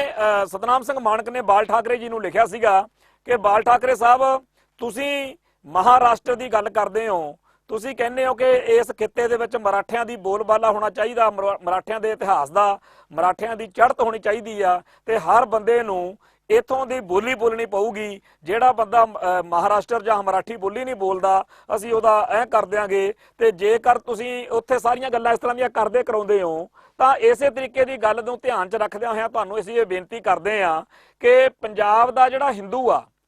ਉਹਦੀ ਪਹਿਲੋਂ ਗੱਲ ਨੂੰ, ਉਹਦੀ ਸਮੱਸਿਆ ਨੂੰ ਸਮਝੋ। ਜੇਕਰ ਕੋਈ ਮਹਾਰਾਸ਼ਟਰ ਦੇ ਵਿੱਚ ਕਵੇ ਕਿ ਮੈਂ ਜਿਹੜੇ ਮਹਾਰਾਸ਼ਟਰ ਦੇ ਨਾਇਕ ਮੰਨੇ ਜਾਂਦੇ ਆ, ਜਿਨ੍ਹਾਂ ਨੂੰ ਮਰਾਠੀ ਲੋਕ ਆਪਦੇ ਹੀਰੋ ਮੰਨਦੇ ਆ, ਸ਼ਿਵਾਜੀ ਮਰਾਠਾ ਤੇ ਹੋਰ ਲੋਕ, ਜੇਕਰ ਮੈਂ ਉਹਨਾਂ ਲੋਕਾਂ ਦਾ ਵਿਰੋਧ ਕਰਾਂ, ਮਹਾਰਾਸ਼ਟਰ ਦੇ ਵਿੱਚ ਉਹਨਾਂ ਲੋਕਾਂ ਦਾ ਵਿਰੋਧ ਕਰੂੰਗਾ, ਮੈਂ ਉਹਨਾਂ ਨੂੰ ਹੀਰੋ ਨਹੀਂ ਮੰਨੂਗਾ, ਮੈਂ ਉਹਨਾਂ ਦੀ ਬੇਅਦਬੀ ਕਰੂੰਗਾ, ਤਾਂ ਕੀ ਤੁਸੀਂ ਉਹਨਾਂ ਲੋਕਾਂ ਨੂੰ ਬਰਦਾਸ਼ਤ ਕਰ ਲਵੋਗੇ? ਬਾਲ ਠਾਕਰੇ ਨੂੰ ਸਤਨਾਮ ਸਿੰਘ ਮਾਣਕ ਪੁੱਛ ਰਹੇ ਆ ਕਿ ਜਿਹੜੇ ਲੋਕ ਮਹਾਰਾਸ਼ਟਰ ਦੀ ਧਰਤੀ ਉੱਤੇ ਬੈਠ ਕੇ ਮਰਾਠਿਆਂ ਨੂੰ, ਜਿਨ੍ਹਾਂ ਮਰਾਠਿਆਂ ਨੂੰ ਨਾਇਕ ਮੰਨਿਆ ਜਾਂਦਾ ਮਹਾਰਾਸ਼ਟਰ ਦੇ ਵਿੱਚ, ਉਹਨਾਂ ਨੂੰ ਕੋਈ ਨਾਇਕ ਮੰਨਣ ਤੋਂ ਇਨਕਾਰੀ ਹੋ ਜਾਵੇ, ਕੀ ਤੁਸੀਂ ਉਹਨਾਂ ਦਾ ਸਤਿਕਾਰ ਕਰੋਗੇ? ਜੇਕਰ ਤੁਸੀਂ ਉਹਨਾਂ ਦਾ ਸਤਿਕਾਰ ਨਹੀਂ ਕਰੋਗੇ ਤਾਂ ਬਿਲਕੁਲ ਇਵੇਂ ਹੀ ਪੰਜਾਬ ਦੀ ਧਰਤੀ ਉੱਤੇ ਵਸਣ ਵਾਲੇ ਹਿੰਦੂ ਉਹਨਾਂ ਲੋਕਾਂ ਨੂੰ ਨਾਇਕ ਮੰਨਣ ਨੂੰ ਤਿਆਰ ਨਹੀਂ, ਜਿਨ੍ਹਾਂ ਲੋਕਾਂ ਨੂੰ ਪੰਜਾਬ ਦੀ ਧਰਤੀ ਉੱਤੇ ਵਸਣ ਵਾਲੇ ਲੋਕ ਆਪਦੇ ਹੀਰੋ ਮੰਨਦੇ ਆ। ਪੰਜਾਬ ਦੀ ਧਰਤੀ ਦੇ ਹੀਰੋ ਗੁਰੂ ਨਾਨਕ ਪਾਤਸ਼ਾਹ ਤੋਂ ਲੈ ਕੇ ਸਾਰੇ ਸਿੱਖ ਨੇ, ਜਿਨ੍ਹਾਂ ਨੇ ਇਸ ਧਰਤੀ ਦੀ ਰਾਖੀ ਲਈ, ਇੱਥੋਂ ਦੇ ਹੱਕਾਂ ਲਈ, ਇੱਥੋਂ ਦੇ ਹਿੱਤਾਂ ਲਈ, ਅਫਗਾਨਿਸਤਾਨ ਵਾਲੇ ਪਾਸਿਓਂ ਚਾਹੇ ਨਾਦਰ ਸ਼ਾਹ ਆਵੇ, ਚਾਹੇ ਅਬਦਾਲੀ ਆਵੇ, ਚਾਹੇ ਕੋਈ ਹੋਰ ਦਿੱਲੀ ਵੱਲੋਂ ਚੜ੍ਹ ਕੇ ਆਵੇ, ਉਹਦੇ ਖਿਲਾਫ ਸੀਸ ਤਲੀ ਤੇ ਧਰ ਕੇ ਜਿਨ੍ਹਾਂ ਨੇ ਜੰਗਾਂ ਲੜੀਆਂ ਨੇ, ਉਹ ਜਿਹੜੇ ਇਸ ਧਰਤੀ ਦਾ ਚੱਪਾ ਚੱਪਾ ਸਿੱਖਾਂ ਦੇ ਲਹੂ ਨਾਲ ਭਿੱਜਿਆ ਹੋਇਆ, ਤੇ ਇਸ ਧਰਤੀ ਦੇ ਅਸਲੀ ਮਾਲਕ ਜਿਹੜੇ ਨੇ ਉਹ ਸਿੱਖ ਨੇ, ਤੇ ਇੱਥੋਂ ਦੇ ਜਿਹੜੇ ਇਹ ਹੀਰੋ ਨੇ, ਜਿਹੜੇ ਨਾਇਕ ਨੇ ਇੱਥੋਂ ਦੇ, ਇਹਨਾਂ ਦਾ ਸਦਾ ਹੀ ਵਿਰੋਧ ਕਰਦੇ ਆਏ ਨੇ ਇਹ ਪੰਜਾਬੀ ਹਿੰਦੂ। ਦੂਸਰੀ ਗੱਲ, ਬਾਲ ਠਾਕਰੇ ਨੂੰ ਸਤਨਾਮ ਸਿੰਘ ਮਾਣਕ ਨੇ ਇਹ ਲਿਖੀ ਸੀ ਕਿ ਜੇਕਰ ਮਹਾਰਾਸ਼ਟਰ ਦੇ ਹੱਕਾਂ ਲਈ, ਮਹਾਰਾਸ਼ਟਰ ਦੇ ਹਿੱਤਾਂ ਲਈ, ਆਰਥਿਕ ਤੌਰ ਦੇ ਉੱਤੇ ਗੱਲਾਂ ਲਈ ਕੋਈ ਤੁਸੀਂ ਐਜੀਟੇਸ਼ਨ ਕਰੋ ਕੇਂਦਰ ਸਰਕਾਰ ਦੇ ਖਿਲਾਫ ਕਿ ਸਾਡੇ ਬਣਦੇ ਹੱਕ ਦੇਵੋ, ਤੇ ਜਦੋਂ ਉਹਨਾਂ ਹੱਕਾਂ ਦੀ ਲੜਾਈ ਚੱਲ ਰਹੀ ਹੋਵੇ, ਉਸ ਮੌਕੇ ਜਿਹੜਾ ਕੋਈ ਮਹਾਰਾਸ਼ਟਰ ਵਿੱਚ ਵੱਸਦਾ ਹੋਇਆ ਭਾਈਚਾਰਾ, ਕੋਈ ਬੰਦੇ ਉੱਠ ਕੇ ਕੇਂਦਰ ਸਰਕਾਰ ਦੀ ਬੋਲੀ ਬੋਲਣ ਤੇ ਤੁਹਾਡੇ ਮਰਾਠੀਆਂ ਦੇ ਸੰਘਰਸ਼ ਨੂੰ ਕਮਜ਼ੋਰ ਕਰਨ, ਉਸ ਮੌਕੇ ਫਿਰ ਜਿਹੜਾ ਹੈ ਤੁਸੀਂ ਉਹਨਾਂ ਲੋਕਾਂ ਨਾਲ ਕੀ ਵਿਹਾਰ ਕਰੋਗੇ? ਸੋ ਪੰਜਾਬ ਦਾ ਹਿੰਦੂ ਵੀ ਜਿਹੜਾ ਹੈ, ਅੱਜ ਜੇ ਪੰਜਾਬ ਦੇ ਬਾਕੀ ਸਾਰੇ ਲੋਕ ਰਲ ਮਿਲ ਕੇ ਪੰਜਾਬ ਦੇ ਹੱਕਾਂ ਲਈ, ਪੰਜਾਬ ਦੇ ਹਿੱਤਾਂ ਲਈ ਦਿੱਲੀ ਦਰਬਾਰ ਦੇ ਖਿਲਾਫ ਕੋਈ ਸੰਘਰਸ਼ ਕਰ ਰਹੇ ਨੇ, ਤਾਂ ਜਿਹੜਾ ਪੰਜਾਬ ਦਾ ਹਿੰਦੂ ਆ, ਇਹ ਸਿੱਖਾਂ ਨਾਲ ਨਹੀਂ ਖੜਾ, ਇਹ ਪੰਜਾਬ ਨਾਲ ਨਹੀਂ ਖੜਾ, ਇਹ ਦਿੱਲੀ ਦੀ ਬੋਲੀ ਬੋਲਦਾ। ਸੋ ਤੀਸਰੀ ਗੱਲ ਉਹਨਾਂ ਨੇ ਇਹ ਕਹੀ ਕਿ ਜਿਹੜਾ ਪੰਜਾਬ ਦੇ ਸੱਭਿਆਚਾਰ ਆ, ਪੰਜਾਬ ਦੀ ਬੋਲੀ ਆ, ਇਹਦੇ ਖਿਲਾਫ ਸਦਾ ਹਿੰਦੂ ਡਟਿਆ ਰਹਿੰਦਾ। ਇਹ ਉਹੀ ਹਿੰਦੂ ਆ ਜਿਹਨੇ 1951 ਦੀ ਮਰਦਮਸ਼ੁਮਾਰੀ ਮੌਕੇ ਚੰਗੇ ਭਲੇ ਪੰਜਾਬੀ ਬੋਲਦਿਆਂ ਨੇ, ਉਹ ਜਿਹਨਾਂ ਨੇ ਸਰਵੇ ਕਰਨ ਆਉਣਾ, ਉਹਨਾਂ ਨੂੰ ਕਹਿਣਾ ਜੀ ਬੋਲੀ ਵਾਲੇ ਖਾਨੇ 'ਚ ਹਿੰਦੀ ਲਿਖ ਦਿਓ। ਉਹ ਜਿਹੜਾ ਭਰਨ ਵਾਲਾ ਸੀ ਫਾਰਮ, ਉਹ ਹੱਕਾ ਬੱਕਾ ਤਾਹਾਂ ਠਾਂ ਦੇਖਿਆ ਕਰੇ ਵੀ ਚੰਗੀ ਭਲੀ ਸਾਰਾ ਟੱਬਰ ਪੰਜਾਬੀ ਬੋਲਦਾ, ਤੇ ਮੈਨੂੰ ਉਹ ਸਿਰਫ ਇਸ ਤਰੀਕੇ, ਉਹ ਕਹਿੰਦੇ ਜੀ ਪੰਜਾਬੀ ਬੋਲੀ ਦਾ ਵਿਰੋਧ ਪੰਜਾਬ ਦੇ ਹਿੰਦੂ ਕਰਨ, ਪੰਜਾਬ ਦੇ ਸੱਭਿਆਚਾਰ ਦੇ ਖਿਲਾਫ ਡਟ ਕੇ, ਦਿੱਲੀ ਦੇ ਸੱਭਿਆਚਾਰ ਨੂੰ, ਗੰਗਾ ਜਮਨਾ ਦੇ ਸੱਭਿਆਚਾਰ ਨੂੰ ਜਿਹੜਾ ਹੈਗਾ ਜ਼ਿਆਦਾ ਪਹਿਲ ਦੇਣ ਪੰਜਾਬ ਦੇ ਹਿੰਦੂ, ਤੇ ਪੰਜਾਬ ਦੇ ਹੱਕਾਂ ਲਈ ਜੇ ਕੋਈ ਲੜੇ ਤਾਂ ਉਹਦੇ ਖਿਲਾਫ ਡਟੇ ਦਿਖਣ ਪੰਜਾਬ ਦੇ ਹਿੰਦੂ। ਤੇ ਜੇਕਰ ਕੋਈ ਹੋਰ ਕਾਰਵਾਈ ਚੱਲ ਰਹੀ ਹੋਵੇ ਤਾਂ ਉਹਦੇ ਮੌਕੇ ਉੱਤੇ ਵੀ ਪੰਜਾਬ ਦੇ ਹਿੰਦੂ ਹਮੇਸ਼ਾ, ਜੇ ਦਿੱਲੀ ਜਾਂ ਨਾਗਪੁਰ ਨਾਲ ਖੜੇ ਦਿਖਣਗੇ, ਤਾਂ ਤੁਸੀਂ ਦੱਸੋ ਜੇ ਇਹੀ ਕੰਮ ਕੋਈ ਮਹਾਰਾਸ਼ਟਰ ਦੇ ਵਿੱਚ ਮਰਾਠਿਆਂ ਦੇ ਖਿਲਾਫ ਕਰੇ, ਤੁਸੀਂ ਉਹਦੇ ਨਾਲ ਕੀ ਵਿਹਾਰ ਕਰੋਗੇ? ਸੋ ਬਾਲ ਠਾਕਰੇ ਨੂੰ ਜਿਹੜੀ ਉਹ ਇਤਿਹਾਸਕ ਤੌਰ ਤੇ ਚਿੱਠੀ ਲਿਖੀ ਸੀ, ਉਹ ਅੱਜ ਵੀ ਉਵੇਂ ਰੈਲੇਵੈਂਟ ਆ ਕਿ ਕੀ ਪੰਜਾਬ ਦਾ ਹਿੰਦੂ ਪਿਛਲੇ 30 35 40 ਸਾਲਾਂ ਦੇ ਇਤਿਹਾਸ ਦੇ ਵਿੱਚ ਜਿਹੜਾ ਐਡਾ ਬਲੱਡ ਸ਼ੈਡ ਹੋ ਕੇ ਖੂਨ ਖਰਾਬਾ ਹੋਇਆ, ਐਡਾ ਕਤਲੇਆਮ ਹੋਇਆ, ਉਹਦੇ ਤੋਂ ਕੀ ਉਹਨੇ ਕੋਈ ਸਬਕ ਸਿੱਖੇ ਨੇ? ਜੇ ਸਬਕ ਸਿੱਖੇ ਨੇ ਤਾਂ ਜਿਹੜੀ ਪਿਛਲੀ ਪੀੜ੍ਹੀ ਨੇ ਗਲਤੀਆਂ ਕੀਤੀਆਂ, ਇੱਕ ਪੀੜ੍ਹੀ ਉਹ ਸੀ ਹਿੰਦੂਆਂ ਦੀ ਜਿਹਨੇ 1951 ਦੇ ਨੇੜੇ ਆਪਦੀ ਬੋਲੀ ਹਿੰਦੀ ਲਿਖਾਈ, ਇੱਕ ਪੀੜ੍ਹੀ ਉਹ ਸੀ ਜਿਹਨੇ 1984 ਦੇ ਮੌਕੇ ਜਦੋਂ ਧਰਮ ਯੁੱਧ ਮੋਰਚਾ ਲੱਗਿਆ, ਉਦੋਂ ਬਿਨਾਂ ਕਿਸੇ ਗੱਲ ਤੋਂ ਸਿੱਖਾਂ ਦਾ ਵਿਰੋਧ ਕੀਤਾ, ਪੰਜਾਬ ਦਾ ਵਿਰੋਧ ਕੀਤਾ। ਤੀਜੀ ਪੀੜ੍ਹੀ ਅੱਜ ਦੀ ਆ, ਜਿਹੜੀ ਪੀੜ੍ਹੀ ਅੱਜ 30 35 ਸਾਲ ਦੀ ਆ, ਇਹ ਉਦੋਂ ਜਨਮ ਲੈ ਰਹੀ ਸੀ ਜਦੋਂ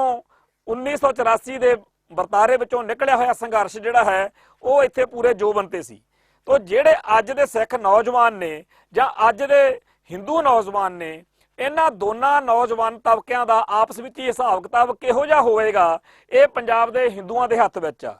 ਤਾਂ ਮੈਂ ਪੰਜਾਬ ਦੇ ਜਿਹੜੇ ਹਿੰਦੂ ਵੀਰ ਨੇ, ਨੌਜਵਾਨ ਖਾਸ ਤੌਰ ਤੇ ਜਿਨ੍ਹਾਂ ਦੀ ਉਮਰ 25 ਤੋਂ ਲੈ ਕੇ 50 ਦੇ ਵਿਚਾਲੇ ਆ, ਉਹਨਾਂ ਨੂੰ ਮੈਂ ਜ਼ਰੂਰ ਅਪੀਲ ਕਰਦਾ ਰਹਿਣਾ, ਜਦੋਂ ਵੀ ਜਿੱਥੇ ਵੀ ਮੈਨੂੰ ਮੌਕਾ ਮਿਲੇ ਮੈਂ ਇਹ ਗੱਲ ਜ਼ਰੂਰ ਕਹਿੰਦਾ ਰਹਿਣਾ ਕਿ ਤੁਸੀਂ ਦਿੱਲੀ ਨਾਲ, ਹਰਿਆਣੇ ਨਾਲ, ਰਾਜਸਥਾਨ ਨਾਲ ਜਾਂ ਕਿਸੇ ਹੋਰ ਸੂਬੇ ਨਾਲ ਤੁਸੀਂ ਉੱਥੇ ਰਹਿਣਾ ਨਹੀਂਗਾ, ਤੁਸੀਂ ਰਹਿਣਾ ਪੰਜਾਬ ਦੇ ਵਿੱਚ ਆ। ਪੰਜਾਬ ਦੇ ਹੱਕਾਂ ਲਈ ਲੜਨ ਵਾਲੇ ਲੋਕਾਂ ਦਾ ਜੇ ਤੁਸੀਂ ਸਾਥ ਨਾ ਵੀ ਦਿਓ ਤਾਂ ਚੱਲ ਜੂ, ਪਰ ਘੱਟੋ ਘੱਟ ਉਹਨਾਂ ਲੋਕਾਂ ਦੇ ਖਿਲਾਫ ਨਾ ਬੋਲਿਆ ਕਰੋ, ਖਿਲਾਫ ਨਾ ਹੋਇਆ ਕਰੋ। ਤੁਹਾਨੂੰ ਦੀਵਾਨ ਕੌੜਾ ਮੱਲ ਦੇ ਵਾਰਸ ਬਣਨਾ ਚਾਹੀਦਾ, ਤੁਹਾਨੂੰ ਗੰਗੂ ਬ੍ਰਾਹਮਣ ਦੇ ਵਾਰਸ ਨਹੀਂ ਬਣਨਾ ਚਾਹੀਦਾ, ਤੁਹਾਨੂੰ ਲਖਪਤ ਰਾਏ ਦੇ, ਇੰਦਰਾਂ ਦੇ, ਚੰਦੂ ਦੇ ਵਾਰਸ ਨਹੀਂ ਬਣਨਾ ਚਾਹੀਦਾ। ਤੇ ਇਸ ਗੱਲ ਦਾ ਕੁਛ ਨਾ ਕੁਛ ਹੁਣ ਅਸਰ ਵੀ ਹੋਣ ਲੱਗਿਆ। ਬਹੁਤ ਸਾਰੇ ਹਿੰਦੂ ਭਰਾਵਾਂ ਨੇ ਆਪਦੇ ਪਿਛਲੇ ਸਮੇਂ ਦੇ ਵਿੱਚ ਜਿਹੜੇ ਉਹਨਾਂ ਦੇ ਬਜ਼ੁਰਗਾਂ ਨੇ ਗਲਤੀਆਂ ਕੀਤੀਆਂ ਨੇ, ਉਹਨਾਂ ਨੂੰ ਮੰਨਿਆ ਕਿ ਵਾਕਿਆ ਹੀ ਸਾਨੂੰ ਪੰਜਾਬ ਵਿੱਚ ਰਹਿੰਦੇ ਵਕਤ ਪੰਜਾਬ ਦੇ ਨਾਲ ਖੜਨਾ ਚਾਹੀਦਾ। ਜਿਨ੍ਹਾਂ ਹੱਕਾਂ ਦੇ ਲਈ ਪੰਜਾਬ ਦੇ ਵਿੱਚ ਸੰਘਰਸ਼ ਚੱਲਿਆ, ਜਿਹੜਾ ਧਰਮ ਯੁੱਧ ਮੋਰਚਾ ਲੱਗਿਆ, ਉਹ ਇਸੇ ਗੱਲ ਲਈ ਸੀ ਨਾ ਕਿ ਪੰਜਾਬ ਦੇ ਪਾਣੀ ਲੁੱਟੇ ਜਾ ਰਹੇ ਨੇ। ਅੱਜ ਤੋਂ 35 ਸਾਲ ਪਹਿਲਾਂ ਜਦੋਂ ਇਹ ਗੱਲ ਉਸ ਮੌਕੇ ਦੀ ਲੀਡਰਸ਼ਿਪ ਕਹਿੰਦੀ ਸੀ, ਜਾਂ ਸੰਤ ਗਿਆਨੀ ਜਰਨੈਲ ਸਿੰਘ ਜੀ ਖਾਲਸਾ ਭਿੰਡਰਾਂ ਵਾਲੇ ਕਹਿੰਦੇ ਸੀ ਕਿ ਭਾਈ ਪੰਜਾਬ ਦੇ ਪਾਣੀ ਲੁੱਟੇ ਜਾ ਰਹੇ ਨੇ, 1966 ਤੋਂ ਤਾਂ ਆਪਣੇ ਕੋਲੇ ਜਿਹੜੇ ਬਜਲਈ ਸੋਮੇ ਨੇ, ਉਹ ਵਾਟਰ ਵਰਕਸ ਨੇ, ਜਿਹੜੇ ਹੈੱਡ ਵਰਕਸ ਨੇ, ਉਹ ਵੀ ਆਪਣੇ ਤੋਂ ਖੋਲੇ ਨੇ, ਪਾਵਰ ਜਿਹੜਾ ਪਲਾਂਟ ਨੇ ਉਹ ਵੀ ਆਪਣੇ ਤੋਂ ਖੋਲੇ ਨੇ, ਵੀ ਆਪਾਂ ਮਾਰੇ ਜਾਵਾਂਗੇ, ਭਵਿੱਖ ਦੇ ਵਿੱਚ ਆਪਣਾ ਬੁਰਾ ਹਾਲ ਹੋਊਗਾ, ਪੰਜਾਬ ਨੂੰ ਬੰਜਰ ਬਣਾ ਦਿੱਤਾ ਜਾਊਗਾ, ਪੰਜਾਬ ਨੂੰ ਘਸਿਆਰਾ ਬਣਾ ਕੇ ਮਾਰਨਾ ਚਾਹੁੰਦੇ ਆ। ਜਦੋਂ ਬਾਬਾ ਜਰਨੈਲ ਸਿੰਘ ਜਾਂ ਹੋਰ ਅਕਾਲੀ ਲੀਡਰਸ਼ਿਪ ਜਾਂ ਉਸ ਟਾਈਮ ਦੀ ਸਿੱਖ ਲੀਡਰਸ਼ਿਪ ਜਦੋਂ ਇਹ ਗੱਲ ਕਹਿੰਦੀ ਸੀ, ਉਦੋਂ ਬਾਹਲੇ ਸਿੱਖਾਂ ਨੂੰ ਵੀ ਨਹੀਂ ਸੀ ਇਹ ਗੱਲ ਸਮਝ ਆਉਂਦੀ ਕਿ ਕਹਿਣਾ ਕੀ ਚਾਹੁੰਦੇ ਆ। ਪਰ ਅੱਜ ਸਾਡੇ ਸਾਹਮਣੇ ਆ, ਅੱਜ ਸੋਸ਼ਲ ਮੀਡੀਆ ਦੇ ਉੱਤੇ ਜਦੋਂ ਵੀ ਕੋਈ ਬੰਦਾ ਆਪਦਾ WhatsApp ਅਕਾਊਂਟ ਜਾਂ Facebook ਅਕਾਊਂਟ ਖੋਲਦਾ, ਉਹਦੇ ਸਾਹਮਣੇ ਜਿਹੜੀਆਂ ਖਬਰਾਂ ਜਾਂ ਜਿਹੜਾ ਕੁਝ ਉਹਦੇ ਸਾਹਮਣੇ ਪਿਆ ਹੁੰਦਾ, ਇਹੀ ਪਿਆ ਹੁੰਦਾ ਕਿ ਪੰਜਾਬ ਦਾ ਪਾਣੀ ਜਿਹੜਾ ਲੁੱਟ ਲਿਆ ਗਿਆ, ਪੰਜਾਬ ਦਾ ਪਾਣੀ ਲੁੱਟਣ ਦੇ ਨਾਲ ਇੱਥੇ ਧਰਤੀ ਬੰਜਰ ਹੋ ਗਈ ਹੈ। ਦੂਸਰਾ ਹੈਗਾ ਪੰਜਾਬ ਦਾ ਜਿਹੜਾ ਜ਼ਮੀਨ ਹੇਠਲਾ ਪਾਣੀ ਹੈ, ਜਿਹੜਾ ਕੱਢ ਕੇ ਅਸੀਂ ਬੰਬੀਆਂ ਰਾਹੀਂ, ਮੋਟਰਾਂ ਰਾਹੀਂ ਝੋਨਾ ਉਪਜਾਉਂਦੇ ਰਹੇ, ਜਾਂ ਜਿਹੜਾ ਪਾਣੀ ਅਸੀਂ ਪੀਣ ਲਈ ਵਰਤਦੇ ਹਾਂ, ਉਹ ਪਾਣੀ ਜਿਹੜਾ ਪੰਜਾਬ ਦੀ ਧਰਤੀ ਤੇ ਅੱਜ ਤੋਂ 50 ਸਾਲ 40 ਸਾਲ ਪਹਿਲਾਂ ਅਸੀਂ ਮਾੜਾ ਜਿਹਾ ਟੋਆ ਪੱਟਦੇ ਸੀ, ਪਾਣੀ ਉੱਪਰ ਹੀ ਪਿਆ ਹੁੰਦਾ ਸੀ। ਤਾਂਹੀਓ ਤਾਂ ਉਦੋਂ ਸਾਡੇ ਬੰਦਿਆਂ ਨੇ ਗੱਲ ਨਹੀਂ ਸੁਣੀ ਕਿ ਪਾਣੀ ਲੁੱਟਿਆ ਜਾ ਰਿਹਾ। ਉਹ ਕਹਿੰਦੇ ਇੰਨਾ ਪਾਣੀ ਆ, ਇਹ ਕਿੱਥੇ ਮੁੱਕਣ ਲੱਗਿਆ। ਪਰ ਆ 30-35 ਸਾਲ ਦੇ ਵਿੱਚ ਪੰਜਾਬ ਦਾ ਜਿਹੜਾ ਪਾਣੀ ਆ, ਉਹ ਹਜ਼ਾਰਾਂ ਮੀਟਰ ਜਿਹੜਾ ਹੈਗਾ ਉਹ ਹੇਠਾਂ ਚਲੇ ਗਿਆ ਵਾ, ਤੇ ਦਿਨੋਂ ਦਿਨ ਪੰਜਾਬ ਜਿਹੜਾ ਬੰਜਰ ਬਣਦਾ ਜਾ ਰਿਹਾ। 3 ਤਰੀਕੇ ਨਾਲ ਪੰਜਾਬ ਦੇ ਪਾਣੀਆਂ ਦੀ ਸਮੱਸਿਆ ਜਿਹੜੀ ਆ ਸਾਡੇ ਪੇਸ਼ ਹੋਈ ਹੈ। ਇੱਕ ਤਾਂ ਦਰਿਆਈ ਪਾਣੀ ਸਾਡੇ ਲੁੱਟ ਕੇ ਲੈ ਗਏ ਹਰਿਆਣੇ ਤੇ ਰਾਜਸਥਾਨ ਨੂੰ ਬਿਨਾਂ ਕਿਸੇ ਗੱਲ ਤੋਂ, ਨਾ ਤਾਂ ਉਹ ਰਾਇਪੇਰੀਅਨ ਐਕਟ ਦੇ ਅਨੁਸਾਰ ਪਾਣੀ ਦੇ ਹੱਕਦਾਰ ਹੈਗੇ ਆ, ਨਾ ਮਾਲਕ ਆ, ਨਾ ਪੰਜਾਬ ਦੇ ਉਹਨਾਂ ਪਾਣੀਆਂ ਦੇ ਲਈ ਕੋਈ ਉਹਨਾਂ ਨੂੰ ਪੈਸਾ ਪੰਜਾਬ ਨੂੰ ਦਿੱਤਾ ਜਾ ਰਿਹਾ। ਕਰੋੜਾਂ ਰੁਪਏ ਦਾ ਸਾਡਾ ਪਾਣੀ ਉਹਨਾਂ ਨੂੰ ਮੁਫਤ 'ਚ ਦਿੱਤਾ ਜਾ ਰਿਹਾ, ਜਿਹੜਾ ਰਾਜਸਥਾਨ ਦੇ ਟਿੱਬਾਂ ਦੇ ਵਿੱਚ ਉਦਾਂ ਹੀ ਸੁੱਟਿਆ ਪਿਆ। ਤੇ ਸਾਡੇ ਇੱਥੇ ਪੰਜਾਬ ਦੇ ਵਿੱਚ ਜਿਹੜਾ ਪਾਣੀ ਆ, ਸਾਨੂੰ ਧਰਤੀ ਦੇ ਵਿੱਚੋਂ ਮਹਿੰਗੇ ਭਾਅ ਬਿਜਲੀ ਖਰਚ ਕੇ, ਪੈਟਰੋਲ ਆਪਣਾ ਡੀਜ਼ਲ ਖਰਚ ਕੇ, ਇੰਜਣ ਚਲਾ ਕੇ, ਬੰਬੀਆਂ ਚਲਾ ਕੇ ਪਾਣੀ ਜਿਹੜਾ ਹੈਗਾ ਝੋਨੇ ਲਈ ਖਰਚਣਾ ਪੈ ਰਿਹਾ। ਸਾਡਾ ਦਰਿਆਈ ਪਾਣੀ ਵੀ ਲੁੱਟਿਆ,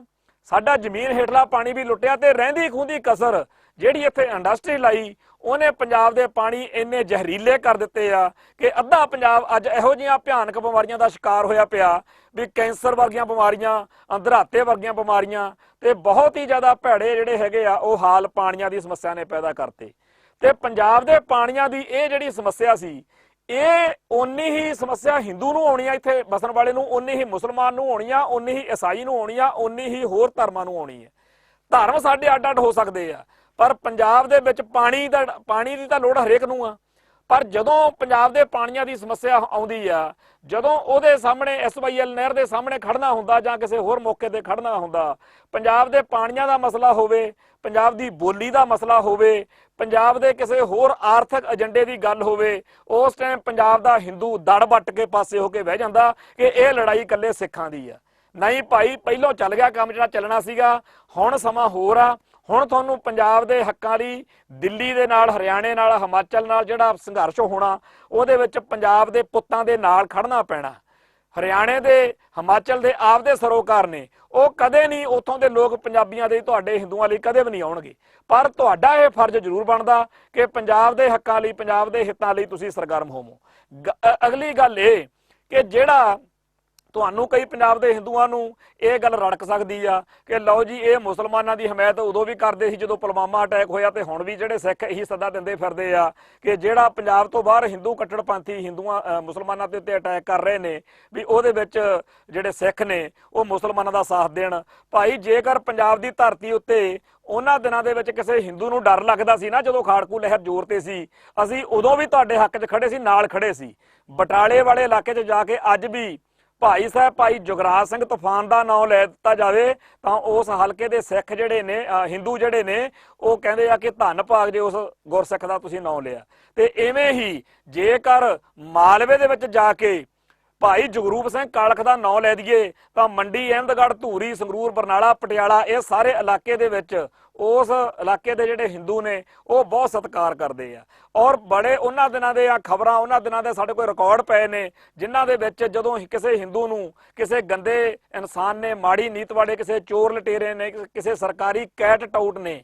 ਦਹਿਸ਼ਤ ਜ਼ਿਆਦਾ ਕਰਕੇ, ਕਿਉਂਕਿ ਸਿੱਖਾਂ ਦੀ ਬਦਨਾਮੀ ਹੁੰਦੀ ਸੀ ਜਦੋਂ ਇਸ ਤਰੀਕੇ ਦੇ ਨਾਲ, ਉਹਨਾਂ ਨੂੰ ਜੇ ਇੱਥੋਂ ਕਿਸੇ ਪਾਸੇ ਬਾਹਰ ਚਲੇ ਵੀ ਗਏ ਤਾਂ ਜਾ ਕੇ ਮੋੜ ਕੇ ਲੈ ਕੇ ਆਏ। ਉਹਨਾਂ ਨੂੰ ਕਿਹਾ ਕਿ ਇੱਥੇ ਤੁਸੀਂ ਬਸੋ, ਤੁਹਾਡੇ ਨਾਲ ਸਾਡੀ ਕੋਈ ਲੜਾਈ ਨਹੀਂ, ਜਿਨ੍ਹਾਂ ਨਾਲ ਲੜਾਈ ਹੈਗੀ ਆ ਉਹਨਾਂ ਨਾਲ ਹੈਗੀ ਆ। ਪੰਜਾਬ ਦੇ ਹਿੰਦੂ ਨੂੰ ਖਾੜਕੂ ਲਹਿਰ ਮੌਕੇ ਵੀ ਉਵੇਂ ਸੁਰੱਖਿਅਤ ਰੱਖਿਆ ਜਿਵੇਂ 32 ਦੰਦਾਂ ਦੇ ਵਿੱਚ ਜੀਭ ਜਿਹੜੀ ਹੈਗੀ ਆ ਉਹ ਸੁਰੱਖਿਅਤ ਰਹਿੰਦੀ ਹੈ।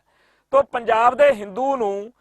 ਜਦੋਂ ਵੀ ਕਿਤੇ ਮੌਕਾ ਮਿਲਦਾ ਉਹ ਪਤਾ ਨਹੀਂ ਕਿਹੜੀ ਉਹਨੂੰ ਇਸ ਤਰੀਕੇ ਦੀ ਬੇਸਮਝੀ ਆ ਕਿ ਉਹ ਪੰਜਾਬ ਦੇ ਤੇ ਪੰਥ ਦੇ ਉਲਟ ਭੁਗਤ ਜਾਂਦਾ। ਆ ਥੋੜੇ ਸਮਾਂ ਪਹਿਲਾਂ ਦੀ ਗੱਲ ਆ, ਪੰਜਾਬ ਦੀ ਧਰਤੀ ਉੱਤੇ ਬਰਗਾੜੀ ਦੇ ਵਿੱਚ ਗੁਰੂ ਗ੍ਰੰਥ ਸਾਹਿਬ ਜੀ ਦੇ ਸਰੂਪਾਂ ਦੀ ਬੇਅਦਬੀ ਹੋਈ। ਬੁਰਜ ਜਵਾਹਰ ਤੋਂ ਡੇਰਾ ਸਰਸਾ ਦੇ ਪੈਰੋਕਾਰਾਂ ਨੇ ਗੁਰੂ ਗ੍ਰੰਥ ਸਾਹਿਬ ਜੀ ਦਾ ਪਾਵਨ ਸਰੂਪ 1 ਜੂਨ 2015 ਨੂੰ ਚੋਰੀ ਕੀਤਾ। ਪੰਥ ਉਹਦੇ ਲਈ ਲੜਦਾ ਮਰਦਾ ਰਿਹਾ। ਅੰਤ ਡੇਰਾ ਸਰਸਾ ਦੇ ਸਮਰਥਕਾਂ ਨੇ ਵਰਕਾ ਲਿਖ ਕੇ ਲਾਤਾ ਵੀ ਸਾਡੇ ਕੋਲੇ ਸਰੂਪ ਆ ਤੇ ਜੇ ਹਿੰਮਤ ਆ ਤਾਂ ਲੈ ਲਓ, ਅਸੀਂ ਉਹਦੇ ਅੰਗ ਅੰਗ ਕਰਕੇ ਖਿਲਾਰਾਂਗੇ। ਤੇ ਫਿਰ ਉਹੀ ਭਾਣਾ ਵਾਪਰਿਆ। ਇੱਕ ਦਿਨ ਸਵੇਰੇ ਜਦੋਂ ਲੋਕਾਂ ਨੇ ਦੇਖਿਆ ਕਿ ਗੁਰੂ ਗ੍ਰੰਥ ਸਾਹਿਬ ਜੀ ਦੇ ਪਾਵਨ ਸਰੂਪ ਦੇ ਸਾਡੇ ਇਸ਼ਟ ਦੇ ਅੰਗ ਅੰਗ ਕਰਕੇ ਗਲੀਆਂ ਰੂੜੀਆਂ ਦੇ ਉੱਤੇ, ਨਾਲੀਆਂ ਦੇ ਵਿੱਚ ਖਿਲਾਰੇ ਪਏ ਨੇ, ਤਾਂ ਸਿੱਖ ਜਿਹੜੇ ਸੀ ਕੋਟਕਪੂਰੇ ਦੀ ਧਰਤੀ ਉੱਤੇ ਮੋਰਚਾ ਲਾ ਕੇ ਬਹਿ ਗਏ ਕਿ ਦੋਸ਼ੀਆਂ ਨੂੰ ਗ੍ਰਿਫਤਾਰ ਕੀਤਾ ਜਾਵੇ। ਤਾਂ ਉਸ ਮੌਕੇ ਦੀ ਜ਼ਾਲਮ ਬਾਦਲ ਸਰਕਾਰ ਨੇ ਉਹਨਾਂ ਬੇਦੋਸ਼ੇ ਗੁਰਸਿੱਖਾਂ ਤੇ ਜਿਹੜੇ ਨਿਤਨੇਮ ਕਰ ਰਹੇ ਸੀ, ਸਿਰਫ ਉਹਨਾਂ ਦੀ ਮੰਗ ਇਹ ਸੀਗੀ ਕਿ ਦੋਸ਼ੀਆਂ ਨੂੰ, ਜਿਨ੍ਹਾਂ ਨੇ ਬੇਅਦਬੀ ਕੀਤੀ ਆ ਡੇਰਾ ਸਰਸੇ ਵਾਲਿਆਂ ਨੂੰ, ਉਹਨਾਂ ਨੂੰ ਗ੍ਰਿਫਤਾਰ ਕਰੋ। ਉਹਨਾਂ ਤੇ ਡਾਂਗਾ ਚਲਾਤੀਆਂ, ਗੋਲੀਆਂ ਚਲਾਤੀਆਂ, ਜਿਹਦੇ 'ਚ ਬਹਿਬਲ ਕਲਾਂ ਦੇ ਵਿੱਚ 2 ਸਿੰਘ ਸ਼ਹੀਦ ਹੋ ਗਏ ਤੇ ਬਾਕੀ ਜਿਹੜਾ ਇੱਧਰ ਕੰਮ ਹੋਇਆ ਵੱਖਰਾ। ਉਹਦੇ ਲਈ ਉਸ ਘਟਨਾ ਤੋਂ ਫੌਰਨ ਬਾਅਦ ਕੀ ਹੋਇਆ ਕਿ ਪੰਜਾਬ ਦੀ ਧਰਤੀ ਉੱਤੇ ਥਾਂ ਥਾਂ ਤੇ ਬੇਅਦਬੀਆਂ ਹੋਣ ਲੱਗੀਆਂ ਤੇ ਥਾਂ ਥਾਂ ਦੇ ਉੱਤੇ ਪਿੰਡਾਂ ਦੇ ਵਿੱਚ ਲੋਕ ਜਿਹੜੇ ਸੀ ਉਹ ਪਹਿਰੇ ਲਾ ਕੇ ਗੁਰਦੁਆਰਾ ਸਾਹਿਬ ਦੇ ਵਿੱਚ ਬਹਿੰਦੇ ਹੁੰਦੇ ਸੀਗੇ ਕਿ ਸਾਡੇ ਕੋਈ ਗੁਰੂ ਸਾਹਿਬ ਦੇ, ਸਾਡੇ ਪਾਵਨ ਇਸ਼ਟ ਦੀ ਕੋਈ ਬੇਅਦਬੀ ਨਾ ਕਰ ਜਾਵੇ। ਤੇ ਉਹਨਾਂ ਦਿਨਾਂ ਦੇ ਵਿੱਚ ਬੇਅੰਤ ਇਹੋ ਜਿਹੇ ਪਿੰਡ ਸੀ ਜਿੱਥੋਂ ਦੀਆਂ ਫੋਟੋਆਂ ਸੋਸ਼ਲ ਮੀਡੀਆ ਤੇ ਘੁੰਮਦੀਆਂ ਸੀ ਕਿ ਪੰਜਾਬ ਦੇ ਵਿੱਚ ਉਹਨਾਂ ਗੁਰਧਾਮਾਂ ਦੀ ਰਾਖੀ ਲਈ ਜਿੱਥੇ ਸਿੱਖਾਂ ਦੇ ਨੌਜਵਾਨ ਜਿਹੜੇ ਨੇ ਉਹ ਬੈਠੇ ਨੇ, ਨਾਲ ਕਈ ਥਾਵਾਂ ਦੇ ਉੱਤੇ ਮੁਸਲਮਾਨ ਭਾਈਚਾਰੇ ਵਾਲੇ ਵੀ ਬਾਹਰ ਬੈਠੇ ਆਪਦਾ ਪੂਰੀ ਜ਼ਿੰਮੇਵਾਰੀ ਦੇ ਨਾਲ ਕਿ ਅਸੀਂ ਤੁਹਾਡੇ ਨਾਲ ਆ। ਉਹਨਾਂ ਦਿਨਾਂ ਦੇ ਵਿੱਚ ਜਲੰਧਰ ਦੇ ਵਿੱਚ ਜਦੋਂ ਸਾਰਾ ਪੰਜਾਬ ਜਿਹੜਾ ਜਾਮ ਕੀਤਾ ਹੋਇਆ ਸੀ, ਰਸਤੇ ਬਲੌਕ ਕੀਤੇ ਹੋਏ ਸੀਗੇ, ਜਲੰਧਰ ਦੇ ਹਿੰਦੂਆਂ ਨੇ ਗੱਜ ਵੱਜ ਕੇ ਸਿੱਖਾਂ ਦੀ ਬੇਇੱਜ਼ਤੀ ਕੀਤੀ ਤੇ ਕਿਹਾ ਕਿ ਅਸੀਂ ਕੀ ਲੈਣਾ ਤੁਹਾਡੀ ਬੇਅਦਬੀ ਤੋਂ, ਅਸੀਂ ਤਾਂ ਅੱਜ ਬਾਜ਼ਾਰ ਖੋਲਣਾ। ਸੋ ਪੰਜਾਬ ਦੇ ਹਿੰਦੂ ਨੇ ਉਸ ਮੌਕੇ ਵੀ ਦੁੱਖ ਨਹੀਂ ਸੀ ਮੰਨਿਆ ਜਦੋਂ ਸਾਡੇ ਪਾਵਨ ਇਸ਼ਟ ਗੁਰੂ ਗ੍ਰੰਥ ਸਾਹਿਬ ਜੀ ਦੀ ਬੇਅਦਬੀ ਹੋਈ ਸੀ। ਪਰ ਅਸੀਂ ਅੱਜ ਵੀ ਗਾਰੰਟੀ ਦਿੰਨੇ ਆ ਕਿ ਜੇਕਰ ਅੱਜ ਵੀ ਪੰਜਾਬ ਦੀ ਧਰਤੀ ਉੱਤੇ ਕੋਈ ਸਿੱਖਾਂ ਨੂੰ ਇਸ ਤਰੀਕੇ ਦੀ ਪੋਜੀਸ਼ਨ ਵਿੱਚ ਹੋਣ ਦੇ ਬਾਵਜੂਦ ਸਾਡੇ ਦਿਨ ਕੋਈ ਬਾਹਲੇ ਚੰਗੇ ਨਹੀਂ, ਪਰ ਜੇਕਰ ਕਦੇ ਕੋਈ ਇਹੋ ਜਿਹਾ ਭਾਣਾ ਵਾਪਰ ਜਾਵੇ, ਹਿੰਦੂਆਂ ਨੂੰ ਲੋੜ ਪੈ ਜਾਵੇ, ਅਸੀਂ ਅੱਜ ਵੀ ਉਹਨਾਂ ਦੇ ਨਾਲ ਖੜਾਂਗੇ। ਕਿਉਂਕਿ ਸੰਤ ਗਿਆਨੀ ਜਰਨੈਲ ਸਿੰਘ ਜੀ ਖਾਲਸਾ ਭਿੰਡਰਾਂ ਵਾਲੇ, ਜਿਨ੍ਹਾਂ ਨੇ ਜਦੋਂ ਕਪੂਰਥਲੇ ਦੇ ਵਿੱਚ ਕਿਸੇ ਨੇ ਗਲਤ ਹਰਕਤ ਕੀਤੀ, ਰਮਾਇਣ ਦੇ ਪਾਵਨ ਸਰੂਪ ਨੂੰ ਬੇਅਦਬੀ ਕੀਤੀ, ਤਾਂ ਸਾਰਾ ਖਰਚਾ, ਸਾਰਾ ਕੇਸ ਜਿਹੜਾ ਸੀ ਬਾਬਾ ਜਰਨੈਲ ਸਿੰਘ ਜੀ ਖਾਲਸਾ ਭਿੰਡਰਾਂ ਵਾਲਿਆਂ ਨੇ ਆਪਦੇ ਵੱਲੋਂ ਲੜਿਆ ਸੀ। ਦੂਸਰੀ ਗੱਲ, ਜਦੋਂ ਭਾਈ ਸਾਹਿਬ ਭਾਈ ਅਮਰੀਕ ਸਿੰਘ ਜੀ ਜਿਹੜੇ ਸਾਡੀ ਫੈਡਰੇਸ਼ਨ ਦੇ ਪ੍ਰਧਾਨ ਹੁੰਦੇ ਸੀਗੇ ਤੇ ਬਾਬਾ ਠਾਰਾ ਸਿੰਘ ਤੇ ਹੋਰ ਸਿੰਘਾਂ ਨੂੰ ਫੜ ਕੇ ਝੂਠੇ ਕੇਸ ਬਣਾ ਕੇ ਉਹਨਾਂ ਨੂੰ ਗੁਰਦਾਸਪੁਰ ਦੀ ਜੇਲ੍ਹ 'ਚ ਬੰਦ ਕਰਤਾ, ਜਦੋਂ ਧਰਮ ਯੁੱਧ ਮੋਰਚਾ ਪੂਰੇ ਸਿਖਰ ਤੇ ਲੱਗਿਆ ਹੋਇਆ ਸੀਗਾ, ਤੇ ਉੱਥੇ ਹੁਣ ਜਿਹੜਾ ਧਰਮੀ ਬੰਦਾ ਉਹਨਾਂ ਦਾ ਧਰਮ ਦੀ ਗੱਲ ਕਰਨੀ ਆ, ਉੱਥੇ ਗੁਰੂ ਘਰ ਦੀ ਜਿਹੜੀ ਇਮਾਰਤ ਸੀਗੀ ਉਹ ਢਿਊ ਕਰਦੀ ਸੀਗੀ, ਉਹ ਡਿਗਣ ਕਰਦੀ ਸੀ। ਤੇ ਉੱਥੇ ਉਹਨਾਂ ਨੇ ਜੇਲ੍ਹ ਪ੍ਰਸ਼ਾਸਨ ਨਾਲ ਗੱਲ ਕੀਤੀ, ਉਹ ਕਹਿੰਦੇ ਸਾਡੇ ਕੋਲ ਤਾਂ ਬਜਟ ਹੈ ਨਹੀਂ, ਤੁਸੀਂ ਦੇਖ ਲਓ। ਤਾਂ ਉਹ ਭਾਈ ਅਮਰੀਕ ਸਿੰਘ ਨੇ ਤੇ ਬਾਬਾ ਠਾਰਾ ਸਿੰਘ ਨੇ ਬਾਹਰ ਸੁਨੇਹਾ ਲਾਇਆ ਤੇ ਬਾਹਰੋਂ ਜਿਹੜਾ ਸੀ ਮਾਇਆ ਭੇਜ ਕੇ ਜਾਂ ਰਾਸ਼ਨ ਜਿਹੜਾ ਸੀਗਾ ਰਸਦ ਪਾਣੀ ਭੇਜ ਕੇ ਅੰਦਰ ਕਹਿਤਾ ਵੀ ਚਲੋ ਗੁਰਦੁਆਰਾ ਸਾਹਿਬ ਦੀ ਇਮਾਰਤ ਜਿਹੜੀ ਅਸੀਂ ਅੰਦਰ ਤਿਆਰ ਵਧੀਆ ਕਰਵਾ ਲੈਂਦੇ ਆ ਤੇ ਅੰਦਰ ਜਿਹੜੀ ਨਾਲੇ ਸਾਨੂੰ ਕੰਮ ਲੱਗਿਆ ਰਹੂਗਾ। ਸੋ ਗੁਰਦਾਸਪੁਰ ਦੀ ਜੇਲ੍ਹ ਦੇ ਵਿੱਚ ਗੁਰਦੁਆਰਾ ਸਾਹਿਬ ਦੀ ਜਿਹੜੀ ਇਮਾਰਤ ਆ ਉਹ ਬਾਬਾ ਠਾਰਾ ਸਿੰਘ ਤੇ ਭਾਈ ਅਮਰੀਕ ਸਿੰਘ ਸਾਡੀ ਫੈਡਰੇਸ਼ਨ ਦੇ ਪ੍ਰਧਾਨ ਹੁੰਦੇ ਸੀਗੇ, ਉਹਨਾਂ ਨੇ ਉਹਨਾਂ ਦਿਨਾਂ 'ਚ ਜਦੋਂ ਤਿਆਰ ਕਰਵਾਤੀ ਤੇ ਜਿੱਦਣ ਉਹ ਆਖਰੀ ਜਿਹੜਾ ਸੀਗਾ ਪੂਰ ਸਮਝ ਲਓ ਆਖਰੀ ਜਿਹੜੀ ਲਿਪਾ ਪੋਤੀ ਪਲਾਸਟਰ ਪਲੂਸਟਰ ਉਸ ਟਾਈਮ ਹੋਇਆ ਤਾਂ ਜਿਹੜੇ ਜੇਲ੍ਹ ਦੇ ਵਿੱਚ ਹਿੰਦੂ ਭਰਾ ਸੀ ਉਹ ਵੀ ਤਾਜ਼ਾ ਕਰਨ ਉੱਥੇ, ਕਿਉਂਕਿ ਸੇਵਾ ਕਰਨ ਨੂੰ ਤਾਂ ਆਪਣੇ ਸਾਰੇ ਬੰਦੇ ਇੱਕੋ ਜਿਹੇ ਹੁੰਦੇ ਆ। ਜਿਹੜੇ ਜੇਲ੍ਹ ਦੇ ਵਿੱਚ ਤਾਂ ਕਿਹਨੇ ਉੱਥੇ ਕਹਿਣਾ ਸੀਗਾ ਤੂੰ ਕਾਹਤੋਂ ਆਇਆ ਜਾਂ ਕਾਹਤੋਂ ਨਹੀਂ ਆਇਆ। ਤੇ ਉਹ ਜਦੋਂ ਹਿੰਦੂ ਭਰਾ ਸੀ ਉਹ ਸਾਰੇ ਇਹਨੂੰ ਭਾਈ ਅਮਰੀਕ ਸਿੰਘ ਨੂੰ ਬਾਬਾ ਠਾਰਾ ਸਿੰਘ ਨੂੰ ਕਹਿੰਦੇ ਵੀ ਤੁਸੀਂ ਜੀ ਆ ਗੁਰਦੁਆਰਾ ਜੀ ਸਾਹਿਬ ਦਾ ਇਮਾਰਤ ਤਾਂ ਬੜੀ ਸੋਹਣੀ ਬਣਾ ਲਈ ਤੇ ਸਾਡਾ ਮੰਦਰ, ਸਾਡਾ ਕੋਈ ਜੇਲ੍ਹ ਦੇ ਵਿੱਚ ਮੰਦਰ ਵੀ ਹੋਣਾ ਚਾਹੀਦਾ। ਉਹ ਕਹਿੰਦੇ ਏਡੀ ਕਿੱਡੀ ਕੀ ਗੱਲ ਹੈਗੀ ਆ ਬਥੇਰਾ ਰਾਸ਼ਨ ਪਾਣੀ ਬਚਿਆ ਪਿਆ ਤੇ ਉਹ ਜਿਹੜੀਆਂ ਗੁਰਦੁਆਰਾ ਸਾਹਿਬ ਦੇ ਨਾਲ ਹੀ ਕੰਧਾਂ ਖੜੀਆਂ ਕਰਕੇ ਨਾਲ ਹੀ ਮੰਦਰ ਬਣਾ ਕੇ ਦਿੱਤਾ। ਜਿਹੜੇ ਕਹਿੰਦੇ ਨੇ ਕਿ ਭਿੰਡਰਾਂ ਵਾਲੇ ਸੰਤ ਜਿਹੜੇ ਹਿੰਦੂਆਂ ਦੇ ਦੁਸ਼ਮਣ ਸੀ ਉਹਨਾਂ ਨੂੰ ਪੁੱਛੇ ਬੰਦਾ ਵੀ ਜਾ ਕੇ ਗੁਰਦਾਸਪੁਰ ਦੀ ਜੇਲ੍ਹ ਦੇ ਵਿੱਚ ਦੇਖੋ ਕਿਵੇਂ ਗੁਰਦੁਆਰੇ ਦੇ ਨਾਲ ਉੱਥੇ ਮੰਦਰ ਬਣਿਆ ਹੋਇਆ। ਤੇ ਜਿਹੜੇ ਇੱਕ ਨਹੀਂ ਦੋ ਨਹੀਂ ਇਹੋ ਜਿਹੀਆਂ ਬੇਅੰਤ ਘਟਨਾਵਾਂ ਨੇ ਜਦੋਂ ਬਾਬਾ ਜਰਨੈਲ ਸਿੰਘ ਜੀ ਖਾਲਸਾ ਭਿੰਡਰਾਂ ਵਾਲਿਆਂ ਨੇ ਜਾਂ ਉਹਨਾਂ ਦੇ ਸਮਰਥਕਾਂ ਨੇ ਜਾਂ ਉਹਨਾਂ ਤੋਂ ਪ੍ਰੇਰਨਾ ਲੈਣ ਵਾਲਿਆਂ ਨੇ ਹਿੰਦੂਆਂ ਦਾ ਸਾਥ ਸਹਿਯੋਗ ਦਿੱਤਾ। ਬਾਬਾ ਜਰਨੈਲ ਸਿੰਘ ਜੀ ਗੱਜ ਵੱਜ ਕੇ ਗੱਲ ਕਹਿੰਦੇ ਹੁੰਦੇ ਸੀ ਕਿ ਕਿੰਨਾ ਵੀ ਮਾੜੇ ਤੋਂ ਮਾੜਾ ਟਾਈਮ ਆ ਜਾਵੇ ਕਿਸੇ ਹਿੰਦੂ ਦੀ ਧੀ ਭੈਣ ਦੀ ਬੇਪੱਤੀ ਬਿਲਕੁਲ ਨਹੀਂ ਹੋਣੀ ਚਾਹੀਦੀ। ਪਰ ਅੱਜ ਅਸੀਂ ਦੇਖ ਰਹੇ ਹਾਂ ਕਿ ਪੰਜਾਬ ਦਾ ਹਿੰਦੂ ਜਿਹੜਾ ਹੈ ਉਹ ਆਪਦੇ ਇਤਿਹਾਸਕ ਫਰਜ਼ ਨਿਭਾਉਣ ਤੋਂ ਭਗੌੜਾ ਹੋ ਰਿਹਾ। ਪੰਜਾਬ ਦਾ ਜਿਹੜਾ ਮੁਸਲਮਾਨ ਆ ਮਲੇਰਕੋਟਲੇ ਤੋਂ ਲੈ ਕੇ ਰਾਏਕੋਟ ਤੱਕ ਦੇ ਇਲਾਕੇ ਦੇ ਵਿੱਚ ਆਲੇ ਦੁਆਲੇ 200 ਤੋਂ ਉੱਪਰ ਇਹੋ ਜਿਹੇ ਪਿੰਡ ਨੇ ਜਿਨ੍ਹਾਂ ਪਿੰਡਾਂ ਦੇ ਵਿੱਚ ਧੜਾ ਧੜ ਮੁਸਲਮਾਨ ਵਸਦੇ ਨੇ। 1947 ਮੌਕੇ ਵੀ ਉੱਥੋਂ ਬਜ਼ੁਰਗਾਂ ਨੇ ਉਹਨਾਂ ਨੂੰ ਜਾਣ ਨਹੀਂ ਸੀ ਦਿੱਤਾ ਤੇ ਨਾ ਹੀ ਉਹਨਾਂ ਦੀ ਇਹ ਕਦੇ ਜੇਲ੍ਹ ਵਿੱਚ ਗੱਲ ਆਈ ਸੀ ਕਿ ਆਪਾਂ ਨੂੰ ਵੀ ਪਾਕਿਸਤਾਨ ਚਲੇ ਜਾਣਾ ਚਾਹੀਦਾ। ਇਹ ਘਟਨਾ ਕਿਉਂ ਵਾਪਰੀ? ਕਿਉਂਕਿ ਮਲੇਰਕੋਟਲੇ ਦਾ ਨਵਾਬ ਸ਼ੇਰ ਮੁਹੰਮਦ ਖਾਨ ਮਲੇਰਕੋਟਲੇ ਵਾਲਾ ਉਹ ਮਹਾਨ ਸ਼ਖਸੀਅਤ ਆ ਜਿਸ ਨੇ ਸੂਬਾ ਸਰਹੰਦ ਦੀ ਕਚਹਿਰੀ ਦੇ ਵਿੱਚ ਜਦੋਂ ਉਹਨੂੰ ਆਖਿਆ ਗਿਆ ਵੀ ਆ ਜਿਹੜੇ ਦਸ਼ਮੇਸ਼ ਪਾਤਸ਼ਾਹ ਦੇ ਸਾਹਿਬਜ਼ਾਦੇ ਨੇ ਤੂੰ ਇਹਨਾਂ ਤੋਂ ਬਦਲਾ ਲੈ ਲੈ ਕਿਉਂਕਿ ਕੱਲ ਜਿਹੜੀ ਚਮਕੌਰ ਦੀ ਪਰਸੋਂ ਲੜਾਈ ਹੋ ਕੇ ਹਟੀ ਆ ਤੇਰਾ ਭਰਾ ਨਾਰ ਖਾਨ ਉੱਥੇ ਇਹਨਾਂ ਦੇ ਪਿਓ ਨੇ ਤੇ ਇਹਨਾਂ ਦੇ ਭਰਾ ਦੇ ਨਾਲ ਜੰਗ 'ਚ ਲੜਦਾ ਹੋਇਆ ਮਾਰਿਆ ਗਿਆ। ਉਹ ਸ਼ੇਰ ਮੁਹੰਮਦ ਖਾਨ ਮਲੇਰਕੋਟਲੇ ਵਾਲਾ ਜਿਹੜਾ ਸੀ ਉਹ ਸਿਧਾਂਤ ਦਾ ਪੱਕਾ ਸੀਗਾ, ਉਹਨੇ ਬਚਨ ਦਾ ਪੱਕਾ ਪਤਾ। ਉਹਨੇ ਦੇਖੋ ਇਹ ਨਹੀਂ ਹੈਗਾ ਕਿ ਉਹਨੇ ਚਮਕੌਰ ਦੀ ਲੜਾਈ ਵਿੱਚ ਵੀ ਉਹ ਲੜਨ ਗਿਆ ਸੀ ਤੇ ਬਾਅਦ ਵਿੱਚ ਜਦੋਂ ਬਾਬਾ ਬੰਦਾ ਸਿੰਘ ਬਹਾਦਰ ਨਾਲ ਸੰਘਰਸ਼ ਲੜਾਈ ਹੋਈ ਆ ਉਦੋਂ ਵੀ ਸਰਹੰਦ ਦੀਆਂ ਫੌਜਾਂ ਦੇ ਉਹ ਨਾਲ ਸੀਗਾ। ਉਹ ਜਿੱਥੇ ਉਹਦੀ ਲੜਾਈ ਦਾ ਮਾਹੌਲ ਸੀ ਉੱਥੇ ਉਹ ਪੂਰਾ ਲੜਿਆ। ਪਰ ਜਦੋਂ ਸੂਬਾ ਸਰਹੰਦ ਦੀ ਕਚਹਿਰੀ ਵਿੱਚ ਉਹਨੂੰ ਕਿਹਾ ਗਿਆ ਵੀ ਤੂੰ ਆਪਦੇ ਇਹਦਾ ਬਦਲਾ ਲੈ ਲਾ ਤਾਂ ਉਹਨੇ ਜਿਹੜੇ ਬਚਨ ਕੀਤੇ ਕਹਿੰਦਾ ਖੁਦਾ ਮਹਿਫੂਜ਼ ਰੱਖੇ ਹमें ऐसे पाप से ਬਦਲਾ ਲੈਣਾ ਹੋਗਾ ਤਾਂ ਲੇਂਗੇ ਇਨਕੇ ਬਾਪ ਸੇ। ਉਹ ਕਹਿੰਦਾ ਲੜਾਈ ਹੈਗੀ ਇਹਨਾਂ ਨਾਲ, ਇਹਨਾਂ ਦੇ ਪਿਓ ਨਾਲ ਆ, ਉਹਦੇ ਨਾਲ ਲੜੂੰਗਾ, ਲੜ ਕੇ ਮਰੂੰਗਾ ਵੀ ਜਾਂ ਮਾਰੂੰਗਾ ਵੀ, ਪਰ ਆਹ ਕੰਮ ਨਹੀਂ ਮੇਰੇ ਤੋਂ ਹੋਣਾ ਵੀ ਇਹਨਾਂ ਸ਼ੀਰਖੋਰ ਨਿੱਕੇ ਨਿੱਕੇ ਬੱਚਿਆਂ। ਉਹਨੇ ਹਾਂ ਦਾ ਨਾਰਾ ਮਾਰਿਆ ਸੀ। ਔਰ ਉੱਥੇ ਜਦੋਂ ਮਲੇਰਕੋਟਲੇ ਤੋਂ ਅਸੀਂ ਧੂਰੀਵਾਲ ਨੂੰ ਸੜਕ ਤੇ ਜਾਂਦੇ ਹੋਈਏ ਬੱਸ ਗੱਡੀ ਤੇ ਉੱਥੇ ਗੁਰਦੁਆਰਾ ਸਾਹਿਬ ਹਾਂ ਦਾ ਨਾਰਾ ਬਣਿਆ ਹੋਇਆ ਅੱਜ ਵੀ।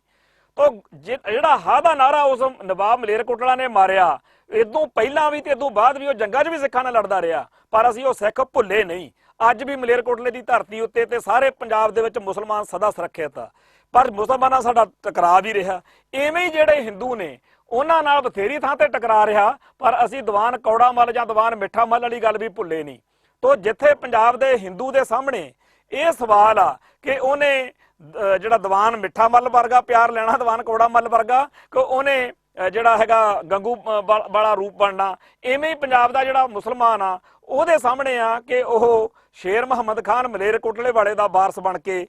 ਪੰਥ ਨਾਲ ਤੇ ਪੰਜਾਬ ਨਾਲ ਨਿਭੇ। ਪੰਥ ਅਤੇ ਪੰਜਾਬ ਦਾ ਸੰਘਰਸ਼ ਆ ਜਿਹੜਾ ਉਹ ਕੱਲੇ ਸਿੱਖਾਂ ਲਈ ਨਹੀਂ। ਜੇ ਪੰਜਾਬ ਦੇ ਪਾਣੀਆਂ ਲਈ ਲੜੇ ਆ, ਜੇ ਪੰਜਾਬ ਦੇ ਹੱਕਾਂ ਲਈ ਗੰਨ ਚੱਕੀ ਆ ਪੰਜਾਬ ਦੇ ਪੁੱਤਾਂ ਨੇ, ਉਹ ਪੰਜਾਬ ਦੇ ਹਿੰਦੂ ਲਈ ਵੀ ਸੀ, ਉਹ ਪੰਜਾਬ ਦੇ ਦਲਿਤ ਲਈ ਵੀ ਸੀ, ਉਹ ਪੰਜਾਬ ਦੇ ਈਸਾਈ ਲਈ ਵੀ ਸੀ। ਸੋ ਆਓ ਸਾਰੇ ਰਲ ਮਿਲ ਕੇ ਆਪਾਂ ਕੌਮ ਦੀ ਗੱਲ ਕਰੀਏ, ਧਰਮ ਦੀ ਗੱਲ ਕਰੀਏ, ਪੰਥ ਦੀ ਗੱਲ ਕਰੀਏ, ਸਿੱਖੀ ਦੀ ਚੜ੍ਹਦੀ ਕਲਾ ਦੀ ਗੱਲ ਕਰੀਏ, ਪਰ ਨਾਲ ਦੀ ਨਾਲ ਜਿੱਥੇ ਅਸੀਂ ਪੰਥ ਜਿੰਦਾਬਾਦ ਕਹਿੰਦੇ ਆ ਉੱਥੇ ਨਾਲ ਦੀ ਨਾਲ ਜਿਹੜਾ ਪੰਜਾਬ ਆ, ਪੰਜਾਬ ਦੀ ਧਰਤੀ ਆ, ਪੰਜਾਬ ਦੇ ਹੱਕ ਨੇ ਜਿਨ੍ਹਾਂ ਨੂੰ ਦਿੱਲੀ ਦੱਬੀ ਬੈਠੀ ਆ, ਜਿਨ੍ਹਾਂ ਦੇ ਕਰਕੇ ਇਸ ਖਿੱਤੇ ਵਿੱਚ ਸਦਾ ਖਲਬਲੀ ਮੱਚੀ ਰਹੀ ਆ ਤੇ ਮੱਚੀ ਰਹਿਣੀ ਆ। ਕਦੇ ਵੀ ਉਹਨਾਂ ਟਾਈਮ ਇੱਥੇ ਸ਼ਾਂਤੀ ਨਹੀਂ ਹੋ ਸਕਦੀ ਜਿੰਨਾ ਟਾਈਮ ਦਿੱਲੀ ਦਰਬਾਰ ਹਿੰਦੂ ਸਾਮਰਾਜ ਤੇ ਨਾਗਪੁਰ ਤੋਂ ਜਿਹੜੀਆਂ ਚਾਲਾਂ ਚੱਲੀਆਂ ਜਾ ਰਹੀਆਂ ਨੇ ਇਸ ਧਰਤੀ ਨੂੰ ਲੁੱਟਣ ਦੇ ਲਈ, ਇਸ ਖਿੱਤੇ ਦੇ ਲੋਕਾਂ ਨੂੰ ਬਰਬਾਦ ਕਰ ਦੇਣ ਦੇ ਲਈ, ਜਿੰਨਾ ਟਾਈਮ ਉਹਨਾਂ ਚਾਲਾਂ ਦਾ ਸਦੀਵੀ ਜਿਹੜਾ ਹੈ ਉਹ ਰਾਹ ਉਹ ਬੰਦ ਨਹੀਂ ਹੁੰਦਾ ਉਹਨਾਂ ਟਾਈਮ ਇਹ ਸੰਘਰਸ਼ ਤਾਂ ਇਦਾਂ ਚੱਲਦਾ ਰਹਿਣਾ। ਪਰ ਪੰਜਾਬ ਦੇ ਹਿੰਦੂ ਦੇ ਸਾਹਮਣੇ ਪੰਜਾਬ ਦੇ ਮੁਸਲਮਾਨ ਦੇ ਸਾਹਮਣੇ ਅੱਜ ਇਹ ਸਥਿਤੀ ਪੈਦਾ ਹੋ ਗਈ ਆ ਕਿ ਉਹ ਕਿੱਧਰ ਭੁਗਤਣ, ਇਹ ਫੈਸਲਾ ਉਹਨਾਂ ਨੇ ਕਰਨਾ। ਦੂਸਰੇ ਪਾਸੇ ਜਿਹੜਾ ਸਿੱਖ ਆਵਾਮ ਆ ਉਹ ਮੁਕੰਮਲ ਤੌਰ ਦੇ ਉੱਤੇ ਇਸ ਸਥਿਤੀ ਵਿੱਚ ਆ ਕਿ ਜਿਹੜੀ ਵੀ ਗੱਲ ਜਦੋਂ ਵੀ ਚਾਹੀਏ, ਜਿੱਥੇ ਵੀ ਚਾਹੀਏ, ਉਹ ਪੰਜਾਬ ਦੇ ਲੋਕਾਂ ਲਈ ਆ। ਪੰਜਾਬ ਤੋਂ ਬਾਹਰ ਵੀ ਜਿੱਥੇ ਕਿਸੇ ਨਾਲ ਵਧੀਕੀ ਤੇ ਜ਼ੁਲਮ ਹੁੰਦਾ ਹੋਵੇ ਉੱਥੇ ਉਹ ਆਪਦੇ ਇਤਿਹਾਸਕ ਫਰਜ਼ ਨਿਭਾਉਣ ਨੂੰ ਸਦਾ ਤਿਆਰ ਰਹਿਣਗੇ। ਜਦੋਂ ਸਿੱਖਾਂ ਦੇ ਸਿਰਾਂ ਦੇ ਮੁੱਲ ਪੈ ਰਹੇ ਸੀ, ਜਦੋਂ ਸਿੱਖਾਂ ਦੇ ਜਿਹੜਾ ਸੀਗਾ ਜਿੱਥੇ ਮਿਲਦਾ ਫੜ ਕੇ ਮਾਰ ਦਿਓ ਵਾਲੀ ਗੱਲ ਸੀ, ਉਹਨਾਂ ਦਿਨਾਂ ਦੇ ਵਿੱਚ ਵੀ 22 ਹਜ਼ਾਰ ਜਿਹੜੀਆਂ ਸੀਗੀਆਂ ਉਹ ਔਰਤਾਂ ਜਿਹੜੀਆਂ ਕਿ ਜ਼ਾਲਮ ਜਿਹੜੇ ਸੀ ਅਫਗਾਨਿਸਤਾਨ ਤੋਂ ਆ ਕੇ ਇੱਥੋਂ ਚੱਕ ਕੇ ਲੈ ਕੇ ਜਾਂਦੇ ਸੀ, ਉਹਨਾਂ ਨੂੰ ਛਡਾਉਣ ਦਾ ਜਿਹੜਾ ਸੀਗਾ ਜੁਰਤ ਰੱਖਦੇ ਸੀ। ਅੱਜ ਵੀ ਭਾਵੇਂ ਸਿੱਖਾਂ ਦੇ ਕੋਲੇ ਕੋਈ ਤਾਕਤ ਨਹੀਂ, ਕੋਈ ਮੁਲਕ ਮਗਰ ਨਹੀਂ, ਆਪਦੇ ਪੱਲੇ ਵੀ ਕੁਝ ਬਾਹਲਾ ਨਹੀਂ, ਪਰ ਅੱਜ ਵੀ ਸਿੱਖ ਜਿਹੜਾ ਹੈ ਆਪਦੀ ਧਰਤੀ ਉੱਤੇ ਵੀ ਤੇ ਧਰਤੀ ਤੋਂ ਬਾਹਰ ਜਾ ਕੇ ਵੀ ਪੰਜਾਬ ਦੇ ਜਿਹੜੇ ਧੀਆਂ ਪੁੱਤ ਨੇ ਉਹ ਅੱਜ ਵੀ ਇੰਨੇ ਜੋਗੇ ਹੈਗੇ ਨੇ ਕਿ ਉਹ ਸਹੀ ਜ਼ਿੰਮੇਵਾਰੀ ਨਿਭਾ ਸਕਣ। ਪਰ ਅਸੀਂ ਫੇਰ ਹੋਕਾ ਦਿੰਨੇ ਆ, ਸੱਦਾ ਦਿੰਨੇ ਆ ਪੰਜਾਬ ਦੇ ਹਿੰਦੂਆਂ ਨੂੰ ਵੀ, ਪੰਜਾਬ ਦੇ ਮੁਸਲਮਾਨਾਂ ਨੂੰ ਵੀ, ਆਓ ਇਸ ਧਰਤੀ ਨਾਲ ਨਿਭੀਏ। ਇਹ ਧਰਤੀ ਸਾਡੀ ਸਾਰਿਆਂ ਦੀ ਆ। ਇਹ ਧਰਤੀ ਉਸੇ ਮਹਾਰਾਜਾ ਰਣਜੀਤ ਸਿੰਘ ਦੇ ਰਾਜ ਭਾਗ ਵਾਲੀ ਆ ਜਿਸ ਧਰਤੀ ਦੇ ਉੱਤੇ ਜਦੋਂ ਮਹਾਰਾਜਾ ਰਣਜੀਤ ਸਿੰਘ ਦਾ ਰਾਜ ਸੀ, ਫਕੀਰ ਅਜੀਜ਼ੁਦੀਨ ਵਰਗੇ ਮੁਸਲਮਾਨ ਹੁੰਦੇ ਹੋਣ ਦੇ ਬਾਵਜੂਦ ਉੱਥੇ ਉਵੇਂ ਦਾ ਉਹਨਾਂ ਨੂੰ ਰਾਜ ਭਾਗ ਦੇ ਵਿੱਚ ਅਹੁਦੇ ਮਿਲੇ ਤੇ ਉਸ ਮੌਕੇ ਵੀ ਵੱਡੀਆਂ ਪੋਸਟਾਂ ਦੇ ਉੱਤੇ ਪੰਜਾਬ ਦੇ ਹਿੰਦੂਆਂ ਨੂੰ ਬਿਠਾਇਆ ਗਿਆ ਸੀ। ਸੋ ਜੇਕਰ ਖਾਲਸੇ ਦਾ ਤਪ ਤੇਜ ਵਧਿਆ ਤਾਂ ਇਹ ਪੰਜਾਬ ਦੇ ਹਿੰਦੂ ਨੂੰ ਜਾਂ ਪੰਜਾਬ ਦੇ ਮੁਸਲਮਾਨ ਨੂੰ ਵੀ ਇਹਦੇ ਚੋਂ ਬਰਾਬਰ ਦਾ ਹਿੱਸਾ ਮਿਲੂਗਾ। ਆਓ ਸਾਰੇ ਰਲ ਮਿਲ ਕੇ ਪੰਜਾਬ ਦੀ ਤੇ ਪੰਥ ਦੀ ਚੜ੍ਹਦੀ ਕਲਾ ਲਈ ਸਰਗਰਮੀ ਕਰੀਏ। ਵਾਹਿਗੁਰੂ ਜੀ ਕਾ ਖਾਲਸਾ, ਵਾਹਿਗੁਰੂ ਜੀ ਕੀ ਫਤਿਹ।